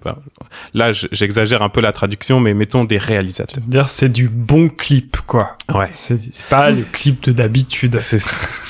Et c'est important ça, parce que Jonathan Glazer, oui, clipper, mais donc il est considéré à la fois comme un auteur et comme un formaliste, les deux étant absolument liés. C'est un cinéaste qui aime les dispositifs, qui aime les concepts, qui a été formé à cette expérimentation audiovisuelle, en particulier avec la pratique du clip. Donc, dans Street Spirit, c'est le noir et blanc extrêmement ralenti. Dans Virtual Insanity, c'est un tapis roulant géant qui sert de sol au décor du clip, ce qui fait une chorégraphie un peu étonnante, un peu étrange. Et donc, si on le considère comme un auteur, c'est qu'on considère que chez lui, la forme n'est pas seulement là pour elle-même, encore que ce soit pas un problème, je dis pas ça, mais qu'il met la forme au service de quelque chose, ce quelque chose pouvant être très concret, par exemple une chanson, ou plus abstrait, par exemple de la pensée, notamment de la pensée politique ou historique, dans le cas de la zone d'intérêt. Et donc en fait, si je résume un peu des choses qu'on a déjà dit un peu plus haut, mais avec cet angle-là du clip et du formalisme, toutes les craintes, toutes les critiques qui ont été formulées à la zone d'intérêt, on pourrait les résumer comme ça. Le formalisme de Jonathan Glazer dans la zone d'intérêt, est-il assez intelligent ? Est-il à la hauteur de la gravité de son sujet? Ouais. Et mon hypothèse, un peu, alors peut-être que je presse pour ma propre chapelle de recherche, mais c'est que le clip aurait pu être pour Glazer une sorte d'école d'un formalisme qui pense, quoi. Donc, en tout cas, que la subtilité de sa proposition, elle passe précisément par de la pensée audiovisuelle. Je reviens pas là-dessus. Alice a beaucoup parlé du travail sur la bande son, évidemment dans la zone d'intérêt, mais ça m'a fait penser que Harry Folman, dont tu as parlé pour Valse avec Bachir, avait une œuvre dans la grande expo qui a été consacrée par le Musée d'art contemporain de Montréal à Leonard Cohen, le grand chanteur de Montréal, vers 2018, je dirais, de mémoire, qui était une sorte de clip interactif. Je développe pas, mais il y a quand même cette idée du lien de penser des solutions audiovisuelles formelles. Oui, qui soit pas simplement juste, comme on entend parfois, genre de l'esthétisme gratuit, voilà, sans aucun sens, tout ça, parce que il y a toujours un peu ce spectre-là qui plane au-dessus de tout ça, quoi. C'est exactement ça. Et ce que tu rappelais, Raph, tout à l'heure avec le travelling de Capot, Jacques Rivette, c'est que en fait, la question du formalisme, on se la pose au moins depuis ce jalon-là de 1961, mais que la manière de poser la question a évolué, à mon avis. Rivette dit pas de formalisme, c'est interdit, c'est abject. De privilégier la forme, de faire de la forme. Alors que pour la zone d'intérêt, on se demande plutôt quel formalisme. On aurait même, je pense, tendance à considérer comme conservateurs les gens qui auraient aujourd'hui, pour la zone d'intérêt, la posture que Rivette a pour Capot, qui est d'ailleurs probablement un peu conservatrice déjà en 61. Et si on prend encore plus de recul historique, je sais que c'est pas un concours, mais je suis un peu là pour ça aussi, on se rend compte que la question a été longtemps plus radicale encore. Est-ce qu'on a le droit de donner non pas telle ou telle forme, un recadrage, un hors-champ, etc., mais une forme tout court à tel ou tel sujet? Et tu l'as redit tout à l'heure, Raph, le sujet numéro 1 dans ce débat, évidemment, c'est Dieu. Vous avez peut-être entendu parler du terme iconoclaste, qui, oui, est une insulte du capitaine Haddock, mais qui désigne avant tout les courants de pensée qui refusent la représentation divine. Il y a deux manières de faire ça, en amont, en l'interdisant, et en aval, en détruisant les images, ou les statues, ou les films, etc. Raph, j'ai noté tout à l'heure, Claude Lanzmann, si cette image existe, je la détruirai. Et oui. Iconoclaste. Tout à fait. C'est facile, ça va dans la catégorie. C'est une gigantesque question qui remonte au moins à l'Antiquité, qui traverse genre toutes les religions. Cette polarisation entre des courants iconoclastes, donc contre les images, et des courants iconodoules, en faveur des images. Et même, il y a un genre de troisième courant un peu marginal comme ça, qui serait les iconophages, qui font des images, notamment des images divines, mais pour les faire disparaître en les mangeant, ce qui a un côté sympa quand même. Ça, c'est mes préférés. Ah, ils sont sympas. Ouais. Là, c'est pas du tout vrai, c'est pas un troisième courant, ce serait comme plus de l'ordre de la pensée magique, d'ingérer, Il etc. est un peu plus marginal, celui-là, on va dire. Ouais. Mais comme les petits dessins religieux sur les hosties qu'on mange en Pologne, là. Exactement. Ah ouais, Ouais. c'est incroyable. Toute mon enfance. Ah, voilà, donc on a une iconophage dans l'équipe, ça. Je suis heureux de l'apprendre. Donc, dans l'idée de remonter encore plus loin, j'en viens à un exemple tiré de ma thèse, que je vous ai dit, je soutiens bientôt, ça va m'entraîner un peu. Et je l'ai annoncé tout à l'heure, une chanson. Est-ce que vous connaissez la chanson « Il était une bergère » Ouais. On est très loin de la Shoah, hein, ouais. Il était une bergère, héron, petit patapon. Il était une bergère qui gardait ses moutons, pompon. Bon. Chanson enfantine, célèbre, qui est au moins depuis le XVIIe siècle. On la trouve dans plein d'anthologies écrites au XIXe siècle. Et sous des airs de pastorale, hein, donc une bergère qui fait du fromage avec le lait de ses moutons, c'est cute, n'est en réalité pas du tout anodine, comme beaucoup de chansons et de contes réputés pour enfants, vous le savez sans doute. Putain, qu'est-ce que tu vas sortir? Ouais, il se passe en fait deux choses affreuses dans Il était une bergère. Est-ce que vous les avez? Est-ce que vous savez ce qui se passe d'horrible dans Il était une bergère? Non, pas du tout. Ah, ça me rassure un peu. Enfin, ça fait un peu mon point, vous allez voir. Donc, je remets en contexte. La bergère fait un fromage avec le lait de ses moutons. Son chat, qui la regarde faire, ça lui donne envie, évidemment, un fromage de brebis. Alors la bergère le prévient. Si tu y mets la pâte, tu auras du bâton. Et le chat, qui est un peu premier degré, interprète cette règle littéralement, et je cite encore la chanson, « Il n'y mit pas la pâte, mais il y mit le menton. » Donc, une manière de respecter la règle, mais quand même en allant manger le fromage. Et donc, voilà le premier crime de la chanson. Je cite, « La bergère en colère tua son petit chaton, Pompon. » Voilà. Oh. Donc, meurtre du chat, ouais. Et honnêtement, je sais pas trop comment c'était censé être perçu au XVIIe ou au XIXe siècle, si c'était comique, si c'était un événement glaçant dans la chanson, etc. Je sais pas trop. T'avais dit que ta chronique, elle était légère. J'avais dit qu'elle était plus légère que les vôtres. C'est du lait de brebis, c'est déjà bien. C'est pas de la vache. Donc, mais n'oubliez pas qu'on n'a pas fini. Il y a 2 crimes, j'en ai annoncé. Donc la bergère se rend compte, un peu trop tard peut-être, qu'elle a commis une faute grave quand même, hein, donc tuer un chat. Et qu'est-ce qu'elle fait, à votre avis? Oh là là. Eh bien, elle va se confesser. Elle va voir le curé. Et qu'est-ce qu'il va lui dire, le curé? Avant-dernier couplet, « Ma fille, pour pénitence, nous nous embrasserons. » Dernier couplet, « La pénitence est douce, nous recommencerons. » Ah ok. Ah ouais, super, ouais. Donc, Bravo les curés. ouais, hein. donc phrase d'ailleurs, la dernière phrase n'est pas clairement attribuée au curé ou à la bergère, et en fait peu importe, c'est aussi choquant dans les 2 cas. On a donc le meurtre d'un chat, suivi d'un chantage sexuel, suivi d'une agression potentielle, avec emprise liée au statut d'autorité du curé, d'autant plus dans le contexte du XVIIe voire du XIXe siècle.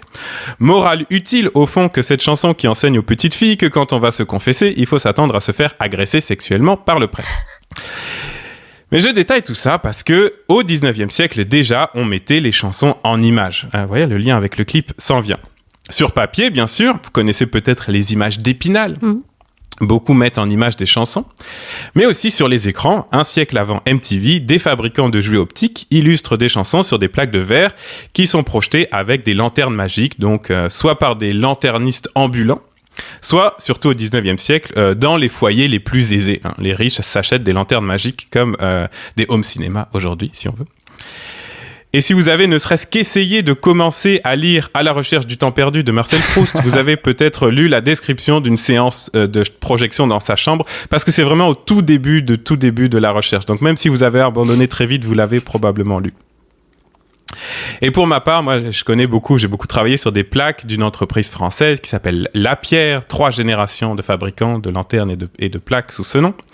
Et c'est là qu'arrive donc pour les Lapierre une question de représentation, de ce qu'on peut ou pas, de ce qu'il faut ou pas mettre en image. Parce que si on choisit d'illustrer Il était une bergère à destination d'un public plutôt enfantin, qu'est-ce qu'on fait des 2 crimes explicites de la chanson, le meurtre et l'agression sexuelle, qui par ailleurs peuvent passer assez inaperçus sous la forme d'une chanson. Tu sais, à force d'entendre ce truc tellement connu, on finit par plus faire attention aux paroles, ou à pas se rendre aussi loin dans la chanson. Tu sais, vous aviez peut-être l'idée de ok, j'ai une vague idée du refrain, mais peut-être pas d'aller jusqu'au dernier couplet de la chanson. Même pas sûr d'avoir déjà entendu les autres couplets. C'est ça. Donc il y aurait plein de raisons pour dire qu'on n'avait pas saisi ça, sauf que quand c'est mis en image et écrit à l'écran, c'est une autre histoire.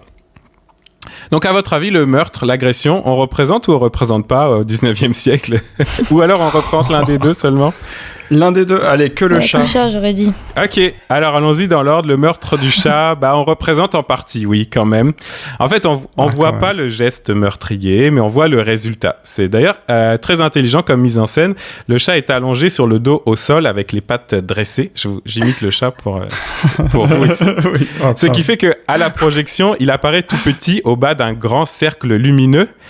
Et même des versions où on ne voit que le bout de ses pattes tout en bas du rond lumineux de la projection. Donc il y a un décadrage assez malin. Le recadrage. Là, c'est ça, un décadrage plutôt, mais c'est exactement la même question que tout à l'heure, pour figurer la mort avec une grande image majoritairement blanche, donc, et puis juste à côté la bergère avec son bâton sur le sol. Et alors la confession, là c'est pire que tout. Non seulement on ne représente pas, mais on détourne complètement l'attention, puisque ce couplet est illustré par une ronde de fillettes, des petites filles qui dansent et qui s'embrassent. Pourquoi ? Alors pourquoi ? On n'aurait pas pu deviner ça. Non, c'est pour ça. Je vous ai pas fait deviner ça. Mais pourquoi ? Il y a une vraie raison, Raph. C'est une bonne question.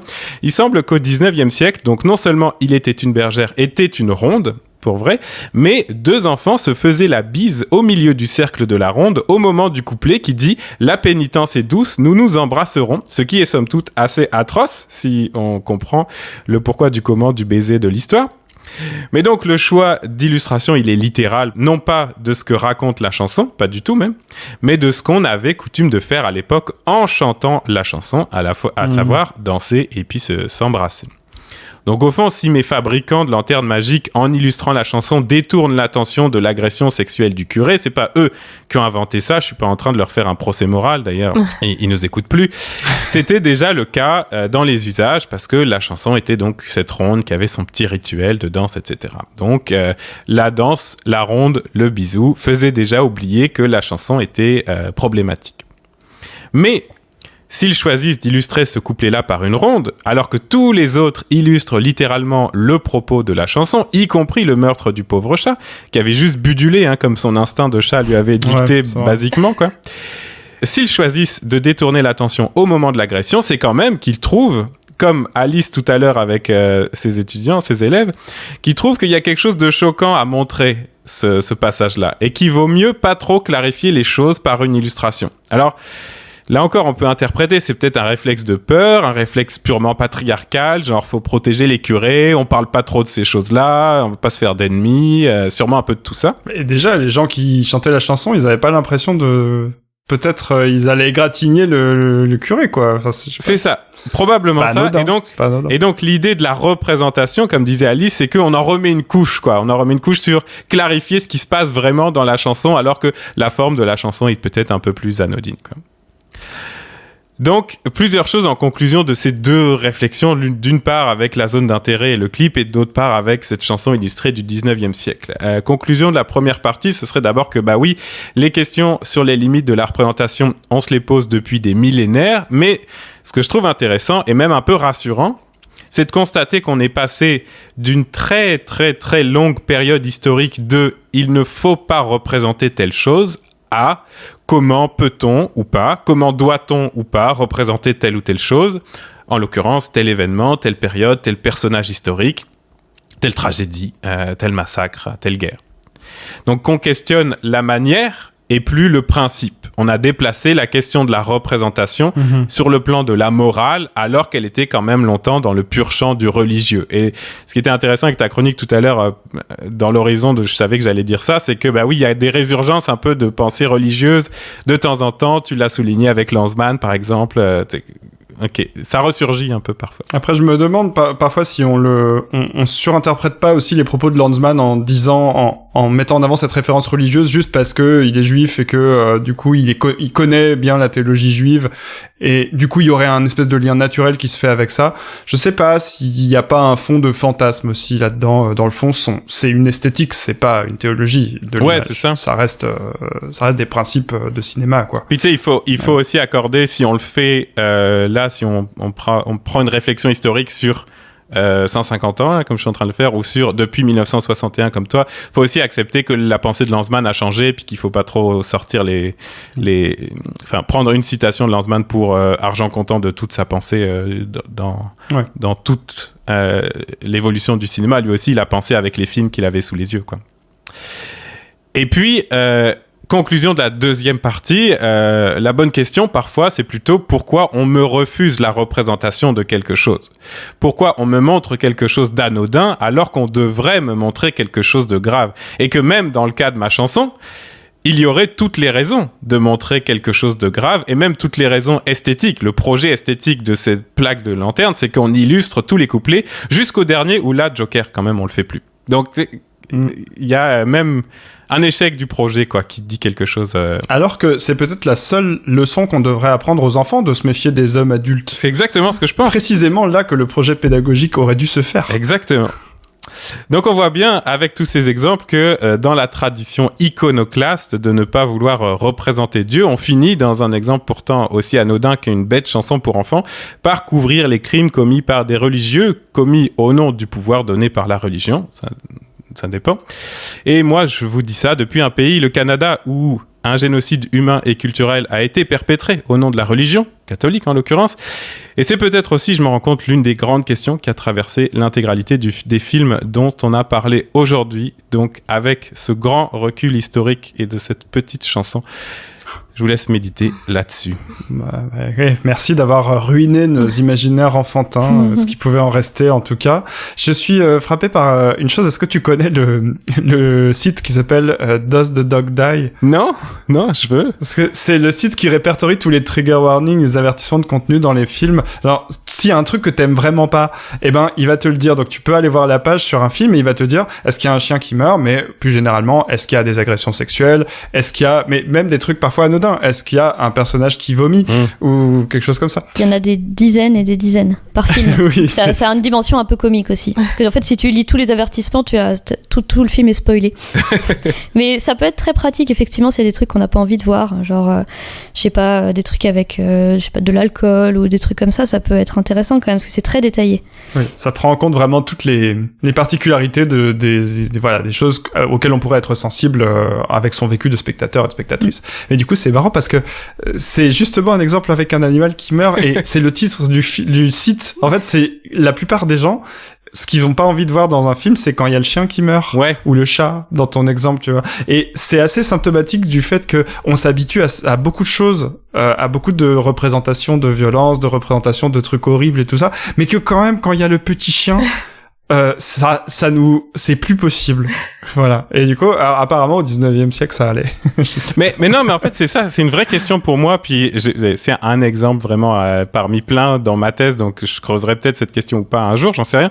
Mais c'est une vraie question pour moi. C'est quel était l'impact probable, perçu, imaginé par les créateurs de ces images-là de la mort du chat? C'est ça. Et surtout, en comparaison avec l'agression sexuelle du prêtre, quoi. Est-ce que c'est censé être ça le climax de la chanson et que finalement, après la mort du chat, on est tellement abasourdi qu'il faut la danse enfantine pour s'en remettre un petit peu, puis que c'est pour ça qu'on va pas illustrer l'affaire de pédophilie parce que finalement, en fait, on est encore sur la mort du chat, ou est-ce qu'au 19e siècle, c'est marrant, la mort du chat, puis que finalement, on est sur ce ton-là et donc, on va à la danse parce que on est sur un ton de « Ah oui, c'est comique, c'est un peu guignol, le chat est mort, bon, poète, enfin, je sais pas. » Donc, c'est pas du tout anodin, en tout cas, de dire « Oui, il y a un truc à trouver, le chat meurt, mais on montre pas le prêtre et lequel des deux est considéré le plus grave à quel moment et lequel vient cacher l'autre. Enfin, je sais pas. En tout cas, ouais. Grande question. Après, j'ai l'impression que ce qui est marrant dans le décalage entre la chanson et l'image, c'est que enfin je sais pas, je suis pas spécialiste, mais j'ai l'impression que les chansons ça se fait aussi dans l'usage, enfin à force d'être répété et tout, et que il y a un truc on sait pas qui l'a écrite à la base, ça se mélange et tout, et les références elles viennent dedans parfois comme une blague un peu vénère, un peu borderline et tout, mais que les gens ont fait et puis que d'autres ont répété parce que ils trouvaient ça marrant, mais que du coup au moment de le fixer dans l'image, bah ça va fixer le sens quoi, c'est-à-dire qu'elle va plus évoluer. Ou... Ça a plus de sens.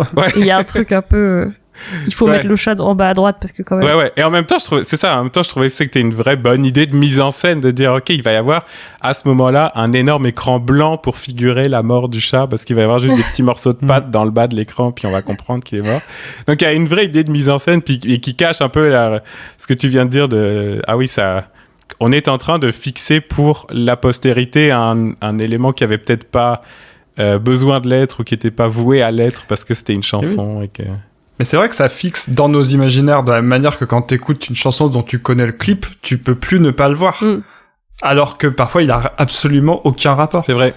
Je sais pas à quel point c'est le cas d'ailleurs pour Glazer. J'ai plus trop en tête les images qu'il avait mises sur les chansons en question là, mais oui ça. Ah moi Virtual Insanity j'ai exactement ça, ouais. Mais j'ai l'impression que le reproche qui a été fait à Glazer, enfin s'il y a eu un reproche quant à la forme, ça a été plutôt de l'art contemporain plus que du clip.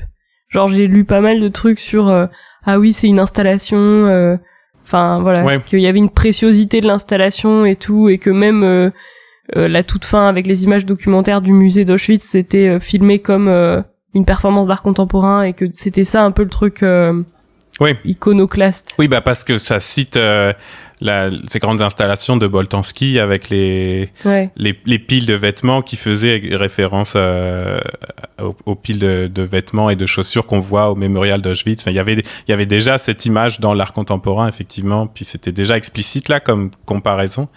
Donc, mais en tout cas, ce qui m'intéressait avec le clip, c'est que j'allais à voir la zone d'intérêt, non seulement avec l'a priori positif que vous me l'aviez conseillé, mais avec l'a priori positif que je savais que Glazer, c'est quelqu'un qui avait fait ses preuves dans le fait de créer de la pensée avec des configurations audiovisuelles. Et ça, c'est quelque chose qu'on peut pas lui reprocher. Alors après, on peut être d'accord ou pas, mais je pense pas qu'on puisse avoir la réaction de l'abjection. On peut pas rejeter son dispositif sur le principe, quoi. On peut le critiquer sur sa forme, mais... On peut le discuter, mais parce que c'est ça le but aussi. Je pense que c'est un film qui produit beaucoup de pensées, enfin même beaucoup de réflexions chez son public.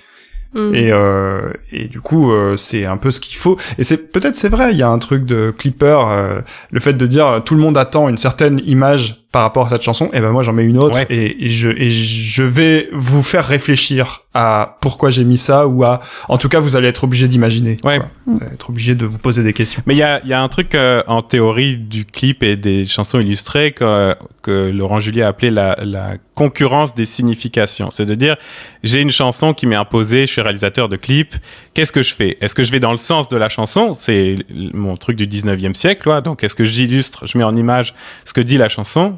Ou est-ce que je fais autre chose parce que j'ai un espace qui est différent? Ça n'empêche que ce que je vais produire comme image va être monté par-dessus la chanson, et que les deux vont plus exister que ensemble, donc vont continuer à dialoguer l'un avec l'autre. Mais ce que je veux dire, c'est que Glazer, il a l'habitude de penser, grâce au clip, à fabriquer de la concurrence entre le son et l'image. Et en fait, la zone d'intérêt, c'est ça. C'est d'ailleurs le titre du film, c'est « Elle est où la zone d'intérêt ?»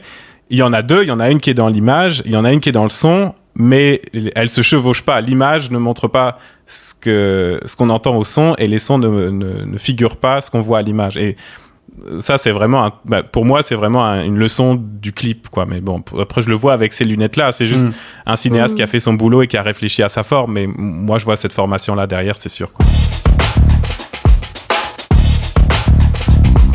On termine toujours l'émission par des conseils. On a hésité en conférence de rédaction, je dis ça vraiment trop sérieux, en discutant tout à l'heure, 5 minutes avant d'enregistrer, on a hésité à faire des conseils feel good pour équilibrer un petit peu cette émission difficile, mais en même temps, je pense qu'on a encore chacune des choses à conseiller en lien avec l'émission d'aujourd'hui. Alors allons-y avec des conseils premier degré. Ouais, on se dit que de toute façon, vous aviez pas envie de feel good, sinon vous seriez plus là. C'est ça, au bout d'une heure 40, je pense qu'on est d'accord sur le ton de cette émission. Raph, t'as des conseils encore? Ça m'a fait penser la série de Raoul Peck, Exterminer toutes ces brutes.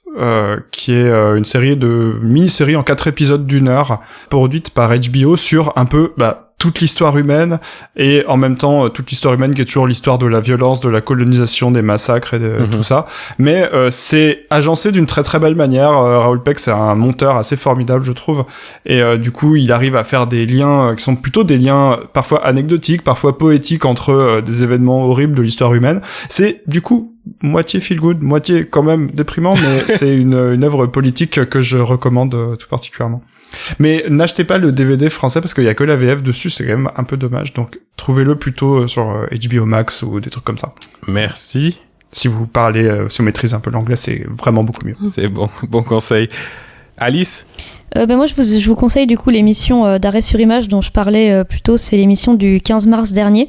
Alors pas le post-pop sur la liste de Schindler, etc., que je trouvais moins bien, mais vraiment leur émission à l'ancienne là, qui sort tous les vendredis, qui avait vraiment été consacrée pour le coup là à cette question, à la zone d'intérêt un peu comme point de départ, et après à toutes les choses qu'a abordé Raph. Et il y a plein d'images de plein de films différents, donc ça permet de voir un petit peu tout ce qu'on a discuté. Et il y a une discussion il y a des chercheurs et chercheuses en cinéma et un cinéaste aussi, et c'est vraiment passionnant. Occitane? Moi, alors, c'est pas complètement dans le sujet, mais quand même, c'est sur c'est un truc qui se passe, malheureusement ou heureusement, à Paris. Donc, c'est peut-être pas pour tous nos auditeurs, auditrices, mais c'est une rétrospective là avec le Centre Simone de Beauvoir qui va avoir bientôt lieu à la BPI, qui s'appelle Contre-champ, lutte collective, film féministe, et qui parle justement de cette question de l'image manquante et de la conservation des images, puisque la citation qui ouvre le programme, c'est « Aucune image de la télévision ne veut ou ne peut nous refléter, c'est avec la vidéo que nous nous raconterons ». Alors la vidéo, c'est très bien, mais le problème, c'est que ça se conserve horriblement mal, et que il y a un centre à Paris qui s'appelle le Centre Simone de Beauvoir, qui s'occupe justement de conserver toutes ces archives des luttes françaises et internationales, et qui du coup co-organise cette grande rétrospective de sa collection à la BPI. Par exemple, il va y avoir le film avec Jean Genet et Angela Davis en dialogue. Il y a évidemment Mazo et Mizo, il y a aussi Calamity Jane et Delphine Seyrig de Babette Mangold. Enfin voilà, plein de raretés, de choses qu'on a vu passer ces derniers temps dans des endroits, dans certaines ciné-clubs, etc., mais qui là sont regroupés au même endroit, et qui du coup va être 2 semaines super. C'est presque un peu des classiques du cinéma militant féministe, mais en fait c'est vrai qu'ils sont pas si faciles à trouver. J'en fais l'expérience assez régulièrement, donc si vous avez l'occasion, c'est cool. Oui. Eh ben, ça va faire la transition très bien avec mon conseil à moi, puisqu'on a beaucoup parlé de Claude Lanzmann, mais il y a une figure féminine pas très loin de lui. Elle s'appelle Ziva Postek, c'est la chef monteuse de Shoah, et il y a un film documentaire qui a été fait récemment par Catherine Hébert qui s'appelle Ziva Postek, la monteuse derrière le film Shoah. Non seulement c'est très bien, et c'est très bien documenté. C'est un collègue à moi, Rémi Besson, ici à l'Université de Montréal, qui a été conseiller historique sur le film, donc c'est très très solide en plus sur le fond, donc je vous conseille ça. Ziva Postek, la monteuse derrière le film Shoah. Et puis juste en passant, parce que tout à l'heure tu as mentionné Avi Mograbi, que j'aime vraiment beaucoup. J'ai un souvenir extrêmement fort de son film Z32 que je conseille aussi beaucoup, pour la forme aussi, parce qu'il avait comme expérimenté de faire témoigner un soldat israélien à visage couvert, mais couvert par un masque en 3D. Un peu comme réalité augmentée, vous voyez, un masque d'effets spéciaux. C'était assez intéressant, c'était un bel essai, et un film très très fort là encore, Z32. Et j'en profite pour ajouter que les 54 premières années d'Avi Mograbi toujours, dont je parlais tout à l'heure, est disponible à la location sur Tank pour 2 €. Donc je le recommande très fortement parce que ça vaut le coup. C'est bon, 2 € bien investis.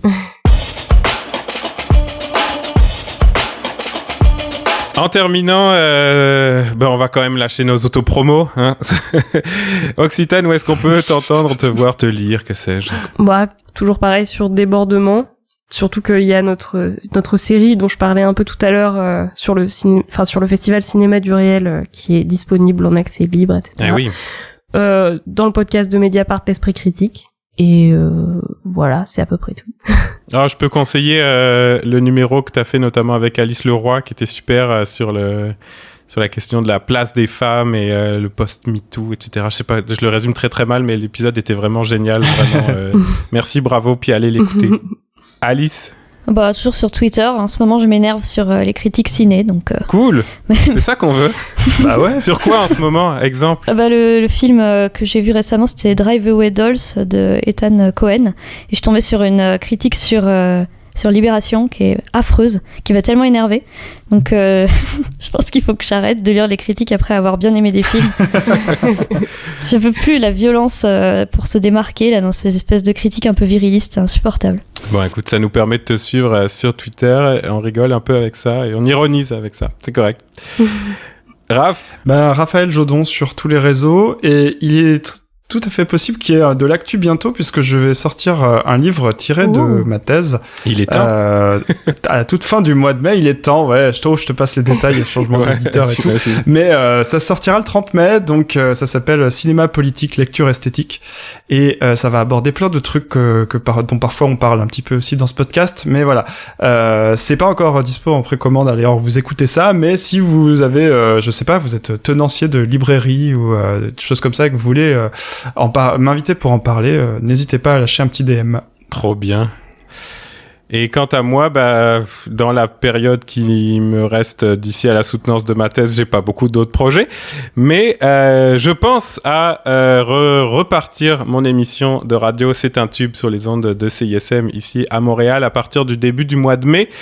Fait que je sais pas si vous êtes au courant, mais j'aime bien parler de chansons. Hein, donc si ça vous plaît aussi, je vais faire ça tout l'été, chaque semaine sur CISM au 89.3 à Montréal. Ça s'appelle C'est un tube, voilà. Merci à tous et à toutes d'avoir été au micro. Merci de nous avoir écoutés. Et si vous êtes encore ici après tout ce qu'on s'est dit, eh ben vous avez plein de bons conseils et plein. Bah bravo déjà. Et puis, ouais. Plein de pistes de réflexion pour vous plonger. Ça peut durer longtemps. On en a encore pour pas mal d'émissions à creuser ces sujets-là, mais on a fait un bon tour d'horizon quand même. Et venez en discuter avec nous d'ailleurs sur les réseaux sociaux, ceux qui restent comme tu dis. Je sais pas lesquels, mais. Hey, merci. Et puis on vous revient dans 4 à 6 semaines. Ouais. Je dis tout le temps ça, puis c'est toujours plus 6 semaines que 4. Mais soyons un peu optimistes. La prochaine fois, j'aurai soutenu ma thèse. On fêtera ça ensemble avec un épisode feel good normalement. Bon. Ce serait de circonstance. À bientôt dans 4 à 6 semaines avec un petit champagne. Yes. Hey, merci tout le monde. Et puis à la prochaine. Bye. Ciao. Salut. Salut.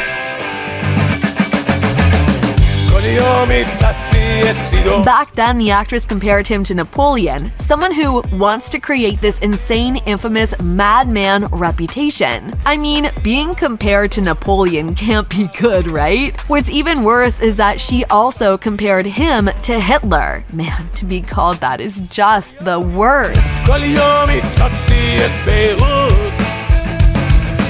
Thank you so much. I'm going to read, I'm afraid. Thank you to the Academy for this honour, and to our partners A24, Film 4 Access, and the Polish Film Institute, to the Auschwitz-Birkenau State Museum for their trust and guidance, to my producers, actors, collaborators. All our choices were made to reflect and confront us in the present, not to say, look what they did then, rather look what we do now. Our film shows where dehumanization leads at its worst. It shaped all of our past and present. Right now, we stand here as men who refute their Jewishness and the Holocaust being hijacked by an occupation which has led to conflict for so many innocent people. Whether the victims of October the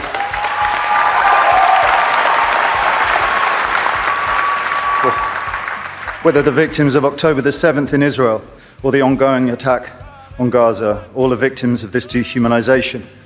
How do we resist?